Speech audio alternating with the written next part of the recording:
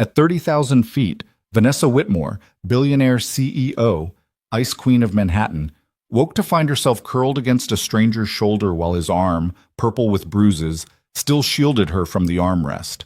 He'd spent hours protecting her through turbulence she'd slept through completely. She didn't know his name, didn't know he was barely scraping by, or that his daughter was dying, or that this single moment would destroy everything she'd built. But if you want to know how a woman who controlled empires ended up choosing a broken man and his sick child over her billion-dollar throne, stay with me until the end. Drop a like, comment your city so I can see how far this story travels, and let me show you what happened when power met something it couldn't buy. The rain hit the terminal windows like gravel. Vanessa Whitmore stood at gate 47, staring through her reflection at the storm tearing across Seattle's night sky. Behind her, delayed passengers complained into phones, their voices blending into white noise she'd stopped hearing hours ago. She pressed 2 fingers against her temple, willing away the headache that had lived behind her eyes for 3 weeks straight. Her phone buzzed. Again. Board meeting moved to 6 a.m. Investors pulling out. Call me your mother called again. She silenced it without reading the rest. The screen went dark, and for half a second, she saw herself clearly in the black glass. 30 years old, wearing a coat that cost more than most people's monthly rent, looking exactly like what she was, exhausted. The flight attendant's voice crackled through the speakers. Ladies and gentlemen, we'll begin boarding Flight 287 to New York shortly. We apologize for the weather delay. Vanessa picked up her carry-on. First class. Window seat. 6 hours of silence before she had to step back into the machine that had been grinding her down since her father's funeral. The funeral she'd left early because the Tokyo office couldn't handle a contract negotiation without her. The funeral where she'd stood dry-eyed beside his casket while her mother sobbed because Vanessa Whitmore didn't cry. Not in public, not anywhere someone might see. She boarded first, settled into 2A, and immediately pulled out her laptop. The screen's glow painted her face blue in the dimmed cabin. She didn't notice the man who took 2B. Not at first. He moved quietly, efficiently, sliding a worn backpack under the seat ahead with the practiced motion of someone who flew budget airlines where overhead space was a battlefield. Vanessa's eyes flicked up for half a second. Jeans, canvas jacket, tired face, then back to her screen. Nobody worth noticing. The plane filled slowly. A baby cried somewhere in coach. The storm rattled the windows. Vanessa typed faster, answering emails that would spawn 3 more each, fighting a war that never ended because winning just meant tomorrow's battle started earlier. She felt rather than saw the man beside her pull out his phone. "Hey, sweetheart." His voice was quiet, careful not to disturb anyone. Vanessa's fingers paused on the keyboard. I know. I'm sorry it's so late." A soft laugh. "Yeah, Daddy's on the plane now. I'll be home when you wake up." Vanessa told herself she wasn't listening. Told herself other people's lives were none of her business. She'd built an empire on the principle that sentiment was weakness, that emotional distance was survival. But something in his voice made her hands still completely. "Emma, baby, you have to listen to Mrs. Chen, okay? Take your medicine, all of it, even the yucky one." Pause. "I know it tastes bad. I know. But it helps your heart stay strong, remember?" Vanessa's chest tightened inexplicably. "Love you more than all the stars, monkey. Be good. Daddy will bring you pancakes tomorrow." The call ended. The man sat back, and Vanessa saw his reflection in her dark laptop screen, eyes closed, jaw tight, looking like someone barely holding something together. She looked away quickly. Not her problem, not her business. The plane began to taxi. Vanessa opened a new email draft, then closed it, opened her quarterly reports, stared at numbers that had stopped meaning anything except bigger, more, faster. Her father's voice echoed in her skull. "You're not built for softness, Vanessa. You're built for this. This, meaning the boardrooms, the hostile takeovers, the brutal efficiency that had tripled their company's value in 5 years and left her hollow as a drum. The engines roared. The plane lifted, and Seattle disappeared beneath clouds the color of bruises. Vanessa worked for another hour, then 2. Her eyes burned. The cabin lights dimmed. Around her, passengers settled into sleep. But sleep was something Vanessa had given up on. Sleep meant dreams, and dreams meant seeing her father's disappointed face when she'd chosen profit margins over his final wishes for the company. She reached for her coffee, found it empty, signaled the flight attendant who brought her another with a practiced smile that didn't reach her eyes. Vanessa had that same smile. She wore it like armor. Somewhere over Montana, her vision started to blur. She blinked hard. The spreadsheet on her screen turned to soup. Her head felt full of cotton and broken glass. Just need to finish this section, just this one thing. Her fingers slipped on the keys. Then I can rest. But there was always one more thing. Always another fire to put out, another crisis, another person demanding pieces of her until nothing remained except the machine that solved problems and signed checks and made shareholders rich. The laptop screen dimmed to sleep mode. Vanessa meant to wake it. Instead, her eyes closed. Just for a second, she told herself. Just 1 second of... She woke to turbulence and pain. Not her pain. The plane bucked violently, jerking her consciousness back like a hook in her chest. Vanessa's eyes flew open, disoriented, her mind scrambling to remember where she was. The cabin lights flickered. Someone screamed in the back. The seatbelt sign blazed red, and her head was on someone's shoulder. Vanessa jerked upright, mortified, her cheek burning where it had been pressed against rough canvas. "I'm sorry, I didn't..." "It's fine." The man from 2B didn't look at her. His right arm was braced against her armrest, his left hand gripping the seat ahead, his entire body angled slightly toward her like a wall. The plane dropped. Vanessa's stomach lurched into her throat. Her laptop slid off her lap. The man's hand shot out, catching it before it hit the floor, then calmly setting it in the seat pocket while the aircraft shook like it might come apart at the rivets. "Ladies and gentlemen, please remain seated with your seatbelts fastened." The flight attendant's voice was admirably steady. "We're experiencing some rough air." Rough air, like calling a hurricane a breeze. The plane pitched right. Vanessa's shoulder slammed into the window. Before she could compensate, the man's arm was there, braced between her and the wall, absorbing the impact she would have taken full force against her skull. "Sorry," he muttered. "You just..." Vanessa's breath caught. "You don't have to..." Another drop. Her seatbelt cut into her hips. The overhead bins rattled ominously. The man didn't move his arm. Vanessa looked at him properly for the first time.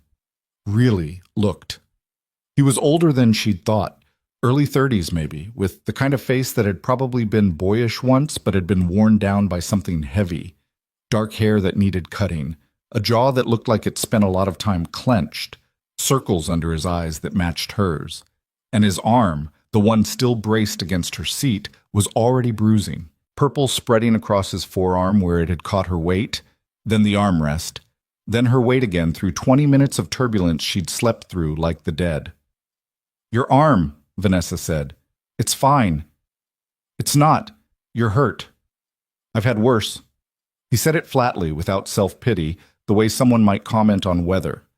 The turbulence eased slightly. The plane stopped trying to shake itself apart. Vanessa's heart rate began to remember what normal felt like. She looked at his arm again, looked at the careful way he'd positioned himself, how he'd caught her laptop without even thinking about it, how he'd spent however long keeping her from being thrown around the cabin while she'd been dead to the world. A stranger. He'd protected a stranger. "Why did you do that?" The question came out sharper than she meant. He finally looked at her. His eyes were gray or maybe green, hard to tell in the dim cabin light. Tired eyes, but steady. "You were asleep," he said simply. "What was I supposed to do? Let you get hurt?" Like it was obvious, like there was no other possible choice. Vanessa had spent 10 years in boardrooms where people would step over their dying mothers for a percentage point, where loyalty was a transaction and kindness was a weakness someone would exploit before breakfast. She didn't know what to do with this. "Thank you," she managed. He nodded once and settled back in his seat, cradling his bruised arm slightly. The plane leveled out. The seatbelt sign dinged off. Around them, passengers began to stir, checking phones, visiting bathrooms, pretending the last 30 minutes hadn't been terrifying. Vanessa should have gone back to work, should have opened her laptop and drowned herself in quarterly projections until her brain stopped replaying the feeling of waking up safe because a stranger had decided she was worth protecting. Instead, she heard herself say, "I'm Vanessa." Noah. He didn't offer his last name. Your daughter, Vanessa said, then stopped, realizing how creepy that sounded. I'm sorry, I overheard your call earlier. I wasn't trying to eavesdrop. It's a plane, not much privacy. He said it without accusation. She's sick? Noah's jaw worked. For a long moment, Vanessa thought he wouldn't answer. Then, heart condition. She needs surgery. 2 sentences that held an ocean of fear. I'm sorry, Vanessa said, and meant it, which was strange because she'd stopped meaning most of what came out of her mouth years ago. Noah shrugged. She's strong, stronger than me. How old? 6, just turned. Vanessa tried to imagine loving something that much. Tried to remember the last time she'd loved anything beyond the abstract concept of success. Came up empty. The surgery's expensive? She kept her voice neutral, but she'd already done the math. The worn jacket, the budget flight, the multiple jobs he'd probably mentioned in that phone call. Canvas backpack instead of leather. Hands that looked like they did real work. Noah's expression closed. We'll manage. Translation, none of your business. Fair enough? Vanessa knew how to read a boundary. She'd built walls that would make his look like garden fences. She should have stopped talking, should have retreated into her laptop and her emails and the comfortable fortress of not caring about people she'd never see again. But something in her chest had cracked open during those minutes of turbulence, and she couldn't seem to seal it shut again. What do you do? She asked. For work. Noah looked at her like he was trying to figure out if this was real conversation or some kind of test. Right now, I drive for a delivery service during the day, do IT contract work at night, pick up handyman jobs on weekends. 3 jobs. To pay for a surgery that probably cost more than he'd make in a year. IT work, Vanessa said. You're good with systems? Used to be better. Something bitter crossed his face. Used to do real work. Design, development. But that was before. Before what? He looked at her for a long moment. Seemed to decide she was actually asking, not just filling silence. Before the company I worked for stole my designs, filed patents under their own name, and fired me when I tried to fight it. Before my wife decided being married to a broke engineer with a sick kid wasn't the life she signed up for. He said it matter-of-factly, like reading a grocery list. Before I learned that talent doesn't mean much when the other guy has better lawyers. Vanessa felt something cold settle in her stomach. She knew that story. She'd probably been on the other side of it, in different forms. How many brilliant people had her company crushed because crushing was more efficient than sharing? She stopped. Wrong felt inadequate. Illegal was probably true, but clearly hadn't mattered. I'm sorry was something people said when they didn't know what else to offer. It happens. Noah looked away. You learn who you can trust. Turns out that's a pretty short list. The plane hummed through dark sky. The cabin lights flickered once, twice. Vanessa's phone buzzed insistently in her pocket. She ignored it. What about you? Noah asked, clearly trying to move the conversation away from himself. What do you do? Vanessa hesitated. Telling people what she did usually changed things. Suddenly, they wanted something, or they got weird, or they started performing some version of themselves they thought she'd prefer. But Noah was looking at her like she was just a person, just someone he'd happened to sit next to. When was the last time anyone had looked at her that way? I run a tech company, she said. Left out the billion-dollar part. Left out the I'm probably on the cover of Forbes in the airport bookstore part. Noah nodded. That why you're working at... He checked his watch. 1 a.m. on a delayed flight. Something like that. Must be important. It's always important. Vanessa heard the exhaustion in her own voice. If it's not important, it's urgent. If it's not urgent, it's critical. There's always something. Sounds familiar? Noah's mouth quirked. Not quite a smile. Different scale, same treadmill. The flight attendant came by with drinks. Vanessa ordered coffee out of habit, then watched Noah shake his head and ask for water instead. Saving money. Even on a $2 soda. Her coffee came.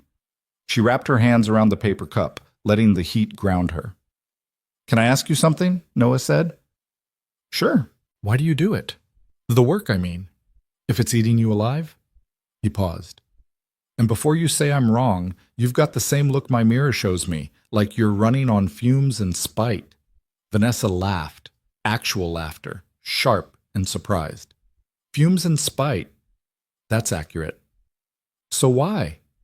She thought about lying, thought about the practiced answers she gave in interviews, passion for innovation, commitment to excellence, building something that matters.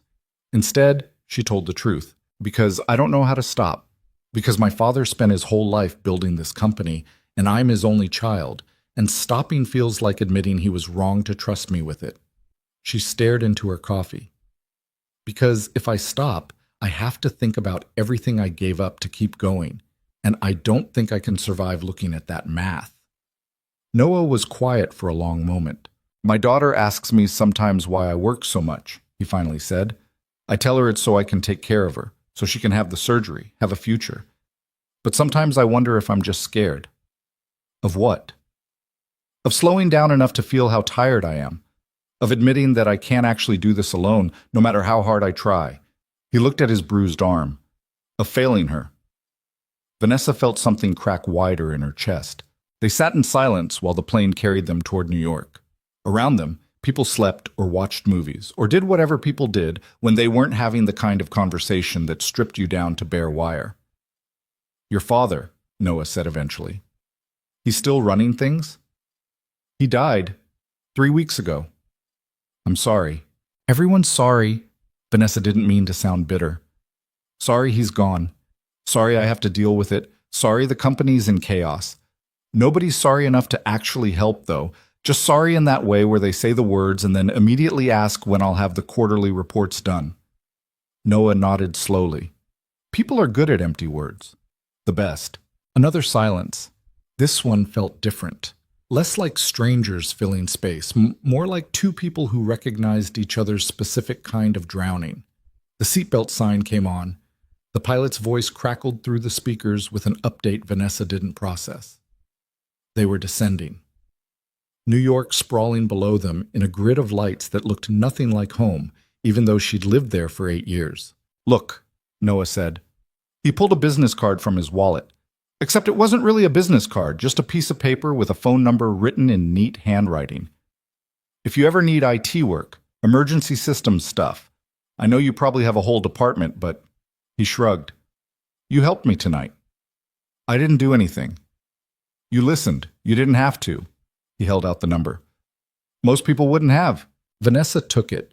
Their fingers brushed, and she felt the calluses on his palm, the kind you got from real work, not keyboards and conference calls. Noah, she said. Your last name? Bennett. Noah Bennett. She filed it away, told herself she'd probably throw the number out, told herself this was just a moment, one of those random connections that happened at 30,000 feet and dissolved the moment you hit ground. But she put the number in her pocket instead of the seat pocket. The plane touched down smoothly. New York swallowed them in rain and runway lights. People stood, grabbed bags, became strangers again in the shuffle toward the exit. Vanessa gathered her things slowly. Her laptop felt heavier than it should. Her phone showed 47 new messages. Noah was already standing, backpack slung over his shoulder. He looked like he was about to say something, then didn't. Thank you, Vanessa said. For earlier, for... She gestured vaguely at everything. The conversation, the protection, the unexpected honesty. Take care of yourself, Noah said. Then, like it mattered, actually take care. Not just work yourself to death quieter. He walked away before she could respond. Disappeared into the crowd of deplaning passengers. Vanessa watched him go, this stranger who'd somehow seen straight through her expensive coat to the exhausted person underneath. Her phone rang. Her assistant, probably. Or her COO. Or one of the board members who'd been circling like sharks since her father's death, waiting for her to show weakness. She answered, "Let the machine swallow her again." But as the car service drove her through rain-slicked Manhattan streets toward her empty penthouse, Vanessa's hand kept going to her pocket, to the piece of paper with a stranger's phone number, to the first genuine human connection she'd felt in longer than she could remember. The weekend disappeared into meetings. Vanessa spent Saturday in the office, Sunday in a video conference with Tokyo, Monday in back-to-back calls that left her voice hoarse and her head pounding.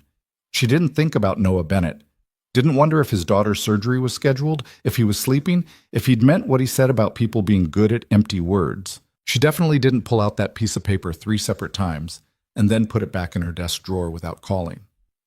Tuesday afternoon, the server crashed. Vanessa was in a meeting with investors when her CTO burst in, looking like someone had shot his dog. We're down, everything, the main system, the backups, the redundancies. Marcus was talking too fast, words tripping over each other. Nothing's responding. We've been trying for 2 hours. 2 hours? Vanessa stood. Around the conference table, investors murmured. This was exactly the kind of instability they'd been worried about since her father died. Why wasn't I told immediately? We thought we could fix it. We thought, show me. The server room was chaos.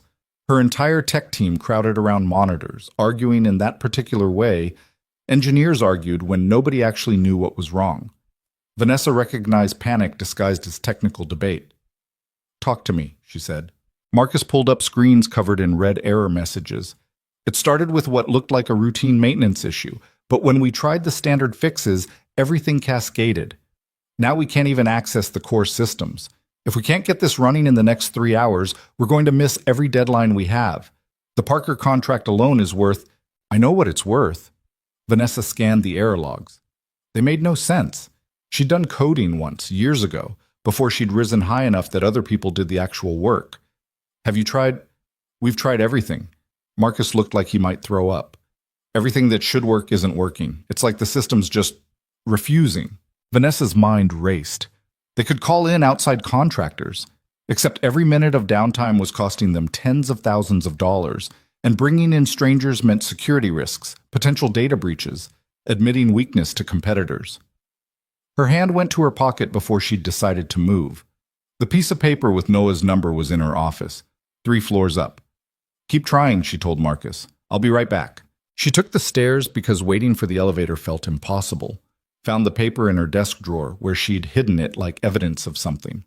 Stared at it for 10 full seconds, while her company bled money and her team panicked and every rational business instinct screamed that calling a stranger from a plane was insane.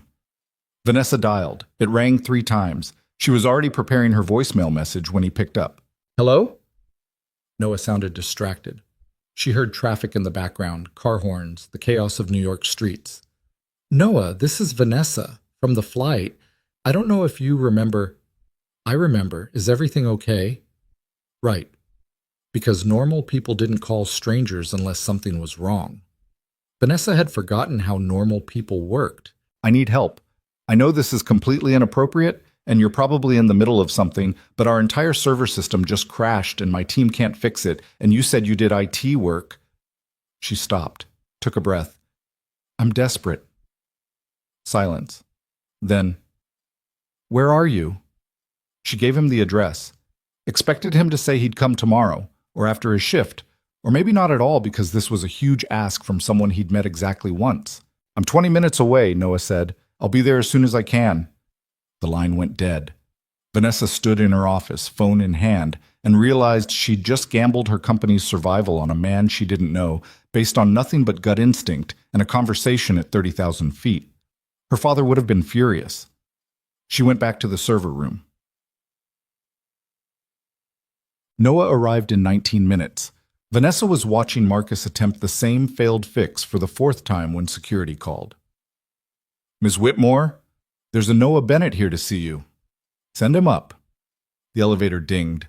Noah stepped out wearing the same canvas jacket, jeans with paint stains on them, work boots that had seen better years. He looked completely wrong in her sleek office building with its glass walls and abstract art and employees in designer suits. He also looked completely unfazed. Where's the problem? He asked. Vanessa led him to the server room. Her team parted silently, giving him space. Marcus started to protest. Who is this? We can't just let random people access our— He's with me, Vanessa said. Show him what's happening. Marcus looked like he wanted to argue. Then he looked at the red screens and the clock ticking toward disaster and made the smart choice. Noah listened to Marcus's explanation without interrupting, asked 3 questions that made Marcus blink. Then he sat down at the terminal, cracked his knuckles once, and started typing. The room went quiet. Vanessa watched Noah work. His hands moved across the keyboard with the fluid certainty of someone who'd done this 10,000 times. He pulled up screens she didn't recognize, ran commands that made Marcus lean forward, muttering, "What is he?"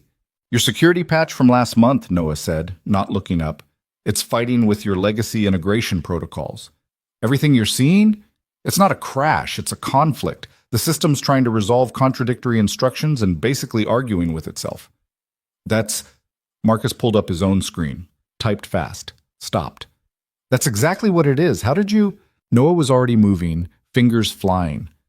"I'm going to isolate the conflicting processes, roll back the patch implementation, then rebuild the integration from scratch. It'll take about 40 minutes. Don't touch anything I'm doing." He said it with such flat authority that Marcus, who had 2 PhDs and an ego the size of Connecticut, just nodded and stepped back. Vanessa found herself holding her breath. Noah worked in complete silence. Around him, her team watched like students observing a master. He didn't waste a single motion, didn't hesitate, just steadily, methodically untangled a problem that had defeated 8 people for 3 hours. 37 minutes later, the red screen started turning green. There. Noah hit a final key with the satisfaction of someone closing a difficult book. "Your systems are back up. I've implemented a temporary bridge between the patch and the legacy code. You'll need to do a proper integration eventually, but this will hold for now." Marcus was staring at his monitors like they'd performed a miracle. This works. This completely works." Noah stood, rolling his shoulders. "You might want to audit whoever implemented that security patch. They didn't test it against your full system architecture." "I implemented the patch," Marcus said quietly. "Then you might want to be more careful next time." Noah said it without judgment, just fact. The room was absolutely silent. Vanessa cleared her throat. "Everyone back to work. Make sure all systems are stable. Marcus, run full diagnostics." She looked at Noah. "Can I speak with you?" They walked to her office. Noah paused in the doorway, taking in the floor-to-ceiling windows, the art that cost more than his car probably had. The view of Manhattan spread out like a kingdom. "Nice place," he said neutrally. "Sit, please." Vanessa closed the door. "What you just did, it's fine. I told you to call if you needed IT help. In 40 minutes, you solved something my entire team couldn't fix in 3 hours." Vanessa sat across from him. "That's not fine. That's exceptional. Let me pay you." Noah shook his head. "I didn't do it for money." "Then why did you do it?" He looked at her for a long moment. "Because you called. Because you actually needed help. And because..." He stopped. Started again. "Most people wouldn't have called someone like me. They'd have called some expensive contractor, paid 10 times what it was worth, gotten it fixed in 3 days. You took a chance." "I was desperate." "Maybe, but you still called." Noah stood. "I need to get back to work, my actual work. I've got deliveries to make." Vanessa stood too. Her mind was racing, fitting pieces together. "What if I offered you a job?" "I have 3 jobs." "What if I offered you one job that paid what you're making from all 3, plus benefits, plus whatever you need for your daughter's surgery?" Noah went very still. "Why would you do that?" "Because I just watched you solve in 40 minutes what my 6-figure employees couldn't solve at all. Because talent like yours is rare. Because..." She stopped, took a breath. "Because my father always said the smartest thing a CEO can do is hire people smarter than themselves. And I think you might be smarter than everyone in this building. You don't know anything about me. I know you protected a stranger during turbulence. I know you worked 3 jobs to save your daughter. I know you just fixed my company's biggest crisis in months and didn't ask for anything in return." Vanessa met his eyes. "I know you're exactly the kind of person I want on my team." Noah's jaw worked. She could see him thinking, calculating, wanting to say yes but not trusting it. "I can't," he finally said. "I appreciate it, I do. But I learned what happens when I trust corporations. When I let myself think they actually care about anything except profit. I'm not offering you a corporation. I'm offering you a job. With me, directly." Vanessa pulled out a business card, her actual card this time, with her direct line. "Think about it. Take your time. But Noah, I don't make offers I don't mean. He took the card slowly, studied it like it might bite. "I have to go," he said. "Okay." He made it to the door before turning back. "Your team, they're good at what they do. They just got stuck in a loop. Make sure they know they're not being replaced. Even now, thinking about other people, making sure she didn't hurt anyone in her gratitude." "I will," Vanessa said. She watched him leave, watched him disappear into the elevator, back to his delivery job and his sick daughter and his life that was nothing like hers, except for one thing. They were both survivors, doing whatever it took to keep moving forward. Her phone rang. The investors, wanting an update. Vanessa answered, gave them the good news. Listened to their relief, their praise, their subtle reminders that stability was crucial going forward. When she hung up, she walked to the window, looked out at the city that had made her and broken her in equal measure. Somewhere down there, Noah was delivering packages, going home to a little girl who needed him, living a life that probably looked small from up here, but was filled with more real love than Vanessa had felt in years. She thought about the offer she'd made, thought about the risk of bringing someone into her world who might actually see her as human. Then she thought about her father's voice. "You're not built for softness, Vanessa." Maybe he was right, or maybe she'd just never had a good enough reason to find out if he was wrong. Noah didn't call. 3 days passed. Then a week. Vanessa told herself it didn't matter, that she'd made the offer and the ball was in his court, that she had bigger problems than one contractor who'd turned her down, except she kept thinking about him anyway. She'd catch herself staring at her phone during meetings, wondering if he'd text. She'd see fathers with their kids on the street and think about Emma, about heart surgery that cost more than most people made in years. At night, alone in her penthouse with its museum-quality silence, she'd remember the way Noah had looked at her, really looked, past the designer clothes and the CEO title to the exhausted person underneath. Nobody looked at her that way anymore. On day 8, her curiosity won. Vanessa told herself she was just doing due diligence. That's what executives did. They researched people before bringing them on. Completely normal, completely professional. She started with the basics. Noah Bennett, age 32, last known employer TechVantage Solutions. She pulled up their website, read the corporate double talk about innovation and integrity, then dug deeper into their patent filings from 5 years ago. There, 3 patents for revolutionary server integration protocols, filed under TechVantage's name, but the preliminary design docs, the ones buried in legal archives that most people would never find, showed a different signature. N. Bennett. Noah Bennett. His work, his designs, his innovation. Stolen. Vanessa had seen this play out before. Young engineer creates something brilliant, signs it over to the company as part of their employment contract, gets pushed out when they become inconvenient. Legal, technically. Ethical? Not even close. She kept digging, found the lawsuit Noah had filed, watched it get buried under an avalanche of corporate lawyers and procedural delays until he'd run out of money to keep fighting, found his wife's divorce filing 6 months later, citing financial instability and emotional unavailability. Translation. She'd left him when he stopped being successful. Found Emma's medical records, not the details. Those were sealed, but enough to know. Congenital heart defect. Multiple surgeries already. One more needed, estimated cost $200,000. Insurance covering less than half. Vanessa sat back in her chair, staring at the information glowing on her screen. Noah Bennett had been brilliant. Had created technology that was probably running on half the servers in Manhattan right now, making other people rich. And for his trouble, he'd been robbed, divorced, and left scrambling to save his daughter's life with 3 minimum wage jobs. The world was so spectacularly unfair, it made her physically sick. Her intercom buzzed. "Ms. Whitmore, the board meeting starts in 10 minutes. Right." The board meeting where they'd question every decision she'd made since her father died, where they'd smile with too many teeth and suggest maybe she needed more support, more oversight, maybe a co-CEO to help shoulder the burden. Translation. Maybe she should step aside and let someone else run things. Vanessa closed her laptop, smoothed her suit, put on the armor she wore to these things, the cold expression, the clipped tone, the absolute certainty that made men twice her age back down. She walked into that boardroom and she destroyed them. Every question, she had an answer. Every concern, she had data. When Gerald Hutchins, 65, 3 divorces, hands that lingered too long on her shoulder, Suggested perhaps the company needed steadier leadership during this transition. Vanessa smiled like a knife.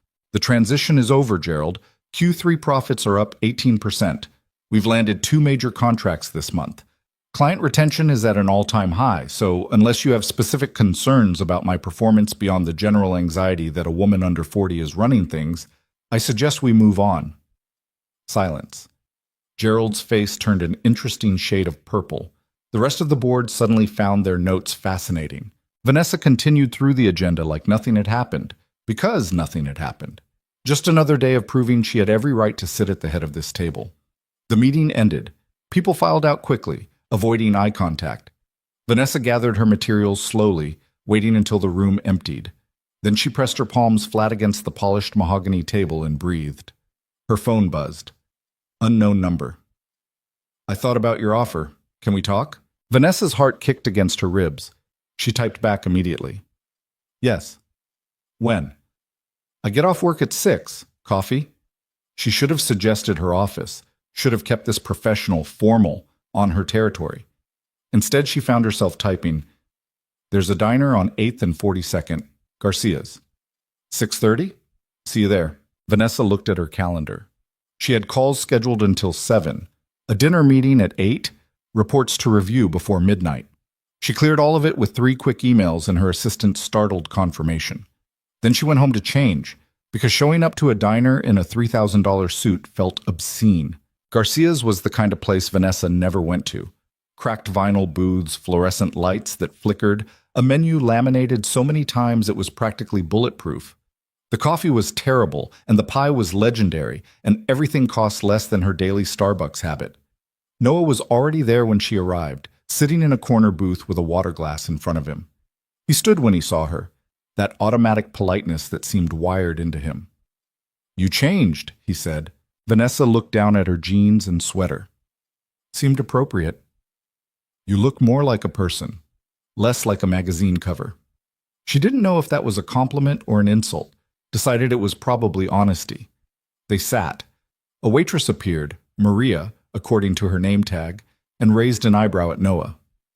The usual? Please. And for you, honey? Maria looked at Vanessa with the frank assessment of someone who'd seen everything twice. Coffee? Black? Brave. Our coffee's terrible. I've been warned. Maria left. Vanessa folded her hands on the table, suddenly uncertain. She ran billion-dollar negotiations without breaking a sweat, but sitting across from Noah in a diner booth made her feel like she was 15 again, trying to figure out how human conversation worked. Thanks for meeting me, Noah said. Of course. I'm glad you called. I almost didn't. He turned his water glass in slow circles. I've been thinking about what you said, about the job offer. And I need to understand what you actually want from me. Because in my experience, when something sounds too good to be true, there's usually a catch that'll kick you in the teeth later. Fair. Vanessa appreciated the directness. I want you on my team because you're brilliant, she said. What you did with our server crisis? My people are good, but you're better. You see things they miss. And frankly, I need someone who can think outside the corporate playbook. You have a whole department for that. I have a whole department of people who went to the same schools, learned the same methods, think in the same patterns. You learned different. You had to. She leaned forward. You know what it's like to actually struggle, to have skin in the game that isn't just your career or your ego. That makes you valuable. Noah studied her. You researched me. Not a question. Vanessa didn't insult him by denying it. I did. Found out about TechVantage. About the patents. Yes. Does that change things? Knowing I sued my former employer, that I'm the guy who couldn't let it go, who made a big mess instead of just moving on? It makes me respect you more. Vanessa met his eyes. You fought for what was yours. You lost, but you fought. Most people don't even do that. They just accept getting screwed because fighting seems too hard. I lost everything fighting. You lost everything anyway. At least you went down swinging. Maria returned with coffee that smelled like burnt rubber and a slice of apple pie with 2 forks. She set it between them. You both look like you need pie more than coffee. Eat. She walked away before either of them could argue. Noah pushed the plate toward Vanessa. Fair warning, the pie really is legendary. She took a bite. It was warm and sweet and completely perfect in that way diners somehow managed with fluorescent lights and cracked vinyl. Okay, that's unfair, she said. Right? I bring Emma here sometimes. She gets chocolate cream, makes a complete mess. Something soft crossed his face. She's the only person I know who can get pie in her hair. How is she? Counting down to the surgery, 2 months if we can get the money together in time. Noah's jaw tightened. She's excited. 6 years old and she's excited about open heart surgery because it means she might be able to run without getting tired. Might be able to play with other kids without needing to sit down every 5 minutes. Vanessa's throat went tight. The job offer still stands. The salary would more than cover. I know, that's why I'm here. Noah looked down at his hands. But I need to know this is real. That you're not offering because you feel sorry for me, or because you've got some savior complex, or because you need the good press of helping the struggling single dad. I don't do charity, Noah. It's bad business. Vanessa kept her voice level. If I didn't think you were worth it, I wouldn't have made the offer. I'm practical to the point of being cold. Ask anyone. I did. That surprised her. What? I looked you up too. Read articles, watched interviews. Everyone says the same thing. Brilliant, driven, absolutely ruthless when it comes to business. Your own board is scared of you. You took over your father's company and doubled its value in 5 years. He paused. You're also apparently impossible to work with, emotionally unavailable, and married to your job. Vanessa felt something twist in her chest. All true. That's what I thought. But then I remembered the woman on the plane who looked like she was holding herself together with tape and spite. The woman who called me for help even though it probably killed her to admit she needed it. Noah leaned back. So, which one are you? The ice queen or the person? Both. Neither. Vanessa wrapped her hands around her terrible coffee. I'm good at my job because I don't let feelings get in the way. I make hard calls. I fire people who aren't performing. I kill projects that aren't profitable. And I sleep fine at night because that's what leadership looks like. Sounds lonely. It is. The admission surprised her. But lonely and successful beats warm and bankrupt. Does it? The question sat between them like a stone. Maria swung by to refill Vanessa's coffee without being asked. The diner hummed around them, other conversations, the clatter of dishes, someone's laugh from the kitchen. Normal life, happening to normal people who probably didn't spend their Tuesday nights debating existential questions over pie. I don't know, Vanessa finally said. I used to think so. Now I'm not sure what I think about anything except that I'm tired and my company is the only thing I know how to do well, and I'd really like to hire you because you're talented and you deserve a break, and maybe I want to believe that doing one decent thing might make me feel less like a monster. Noah blinked. That's the most honest thing I've ever heard a CEO say. Probably why I don't say it often. He almost smiled. If I take this job, if I need guarantees in writing, I've been burned before. I'll have contracts drawn up. Whatever you need to feel secure. And my daughter, I need flexibility. If she has an emergency, if she needs me, I'm leaving. I don't care what meeting's happening or what's on fire. She comes first. Agreed. That's non-negotiable for me too. Vanessa pulled out her phone. What else? Noah listed his terms. Fair salary. Health insurance that would actually cover Emma's surgery. The ability to work remotely when needed. Explicit ownership of any designs he created. He said it all carefully, like someone who'd learned to protect themselves the hard way. Vanessa made notes. None of it was unreasonable. All of it was exactly what someone should ask for. When he finished, she looked up. Anything else? Yeah, why me? Really?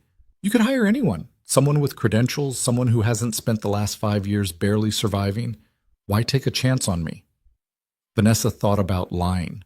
About giving him the professional answer, the safe answer. Instead, she told the truth. Because when I was sleeping on that plane, you protected me. You didn't know who I was, didn't know if I was worth protecting. You just did it because it was the right thing to do. She met his eyes. I've been looking for people who operate that way my whole career. Turns out they're really rare. So when I find one, I don't let go. Noah was quiet for a long time. Then, okay. Okay, you'll take the job? Okay, I'll take the job. But Vanessa? He said her name carefully, like testing its weight. If this goes wrong, if you turn out to be another TechVantage, I'm gone. I won't fight this time. I'll just take my daughter and disappear. Fair enough? They shook hands across the table. His grip was firm, calloused, real.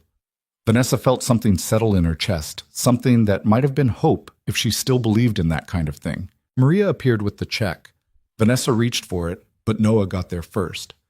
I've got it, he said. You don't have to. I know. But the pie was my recommendation, my treat. He left cash on the table, exact amount plus a generous tip. They walked out into New York evening, the city doing its rush hour chaos around them. I'll have my assistant send over the contract details tomorrow, Vanessa said. You can start whenever works for you. Next Monday. I need to give notice at my other jobs. Of course. They stood there awkwardly, two people who just made a business arrangement but couldn't quite figure out how to end the conversation like strangers. Vanessa? Noah's voice was quiet. Thank you. For this. For taking a chance. Thank me by being as good as I think you are.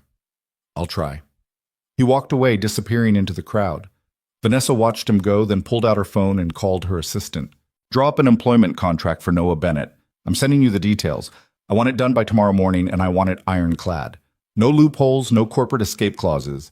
If we screw him, I want him to be able to sue us into oblivion. Her assistant made a strangled noise. You want us to be vulnerable? I want us to be trustworthy. There's a difference. Get it done. She hung up and started walking. Her penthouse was 40 blocks north, but Vanessa walked anyway, letting the city pour over her, letting herself feel something that wasn't exhaustion or obligation or the constant grinding pressure of being Vanessa Whitmore, CEO, Ice Queen, her father's daughter. For the first time in weeks, she felt like she might have done something right. Noah started the following Monday. Vanessa had set him up in an office near her own, not in the bullpen with the other engineers, but somewhere with a door he could close and windows that actually opened. She'd learned early that creative people worked better when they could breathe. She walked past his office around 9 and found him already there, laptop open, coffee going cold beside him. He was so focused he didn't notice her standing in the doorway. You're here early, she said. Noah looked up, startled. Wanted to get a jump on things. Your systems are more complex than I thought. Most of that complexity is legacy code nobody wants to touch. Feel free to burn it down and start fresh if you need to. Really? Really? I hired you to think differently. Can't do that if you're trapped in our old patterns. She kept walking, but she found herself stopping by his office 3 more times that day. Just checking in, she told herself, making sure he had what he needed. Definitely not finding excuses to talk to the one person in the building who treated her like a human being instead of a walking quarterly report. The 4th time, Noah looked up with something like amusement. You know I'm not going to disappear, right? What?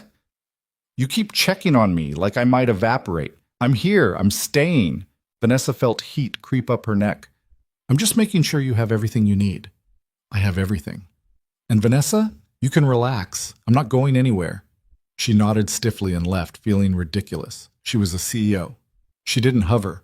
She didn't check on people. She delegated and moved on. Except apparently she did all of those things now. By Wednesday, Noah had already identified 3 major inefficiencies in their system architecture.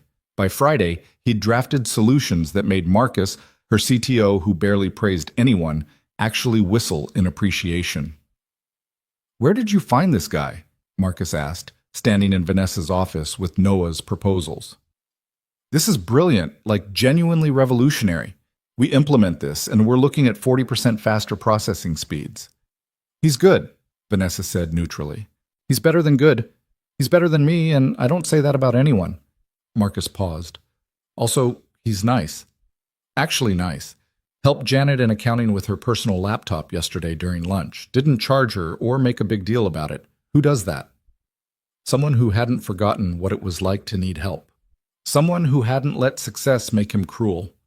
Let's implement his recommendations, Vanessa said. Full rollout, priority 1. Already on it. The weeks began to blur together. Noah integrated into the team like he'd always been there, except better.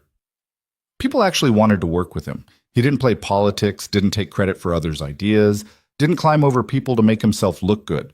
It was disorienting, watching someone operate with basic human decency in an environment that usually rewarded backstabbing. Vanessa found herself pulling him into more meetings, asking his opinion on things that had nothing to do with IT.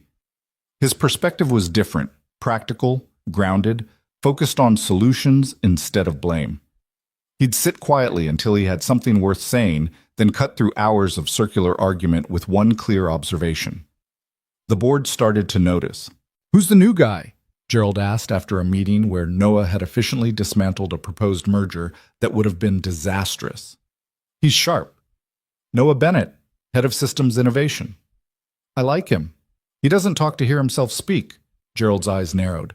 "You're building yourself quite the team." Translation: "You're consolidating power, and I don't like it." Vanessa smiled blandly. "Just doing my job." She started working later, staying at the office until Noah finished for the day. She told herself it was about maximizing productivity, about being available if he had questions. She was lying. The truth was, she liked having someone there, liked the quiet companionship of working in adjacent offices, doors open, the occasional question floating between them, liked knowing she wasn't alone in the building except for security guards and cleaning crews, liked him. One Thursday evening, Vanessa walked past his office at 7 and found it empty. Unusual. Noah was usually there until at least 8, making up time so he could leave early on Fridays for Emma. She was about to leave when she heard voices from the server room. Noah's voice, calm and patient, and someone else, younger, frightened. Vanessa followed the sound. Noah was crouched beside one of the junior developers, a kid named Sam, who couldn't have been more than 23. Sam's face was blotchy with tears he was trying to hide. His hands shook as he pointed at code on his screen. "I broke everything," Sam was saying. "I was trying to optimize the database queries, and I broke everything, and Marcus is going to kill me, and—" "Sam!"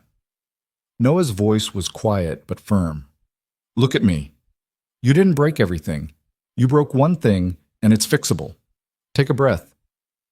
"But the client presentation is tomorrow." "I know, which is why we're going to fix it right now, together. But first you need to breathe before you pass out." Sam breathed. Noah waited patiently until the kid's hands stopped shaking quite so badly. "Okay, walk me through what you did." They worked through it step by step.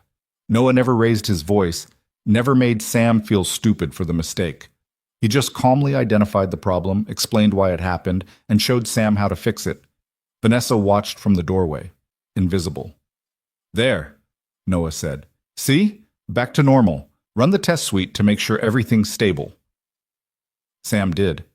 Everything came back green. He slumped in his chair, looking like he might cry again from relief. "Thank you," he said.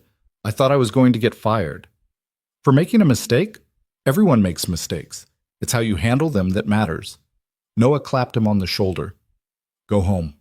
Get some sleep. Tomorrow's presentation is going to be fine." Sam left, still looking shaky but no longer terrified. Noah started shutting down the terminals, methodical and unhurried. "You can come in," he said without turning around. "I know you're there." Vanessa stepped into the room. "How did you know?" "Your perfume, jasmine, and something else. It's distinctive." She didn't know what to do with the fact that he'd noticed her perfume, that he'd paid enough attention to recognize it. "That was kind," she said. "What you did for Sam." Noah shrugged. Kid was panicking. Panic makes everything worse. "You could have let him fail. Taught him a lesson about being more careful." "What lesson? That mistakes are unforgivable? That asking for help makes you weak?" Noah turned to face her. "I've been where he is. Terrified of screwing up, convinced one mistake would end everything. Someone helped me back then. I'm just passing it forward." "Who helped you?" Something sad crossed his face. "My wife. Before she wasn't my wife anymore. Before she decided I wasn't worth the trouble." He said it without self-pity, just fact. "She was good at that. Seeing when I was drowning and throwing me a rope. I try to do the same when I can." They stood in the quiet server room, surrounded by machines that hummed and blinked and kept the company running. Vanessa thought about all the times she'd let people drown, all the times she'd chosen efficiency over compassion, because compassion was messy and slow. "I would have fired him," she said quietly. "If that had broken the client presentation, I would have fired him to send a message to everyone else." "I know. That doesn't bother you?" "It bothers me that you think you had to become that to survive." Noah looked at her steadily. But I'm not here to judge you, Vanessa. I'm here to do a job. And if doing the job means working for someone you think is cruel, I think you're scared. There's a difference. He headed for the door, then paused. For what it's worth, the fact that you're questioning yourself means you're not as far gone as you think.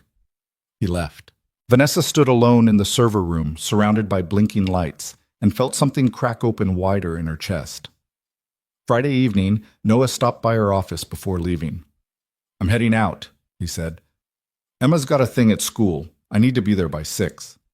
Of course, go. Vanessa barely looked up from her screen. See you Monday. Actually, Noah hesitated. It's a father-daughter art show. They're displaying their projects. Emma's been working on hers for weeks, and she's really excited, and… He stopped, started again. She asked if you could come. Vanessa's hands froze on her keyboard. What? I know it's weird. I told her you're my boss, you're busy, you probably have plans. But she's been asking about the nice lady from the office ever since I mentioned you. Noah looked uncomfortable. I showed her your picture on the company website and she got really excited. Said you look like a princess. I tried to explain that you're a CEO, not a princess, but she's 6. The distinction's lost on her. She wants me to come to her school event. You don't have to, really. I can tell her you had something important. What time? Noah blinked. What? What time should I be there? 6. But Vanessa, you really don't have to…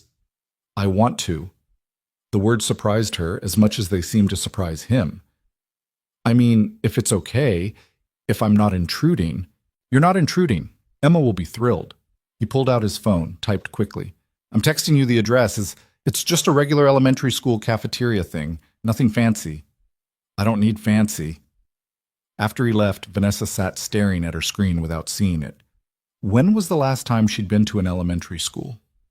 When was the last time anyone had invited her somewhere just because they wanted her there? Not because she was Vanessa Whitmore, CEO.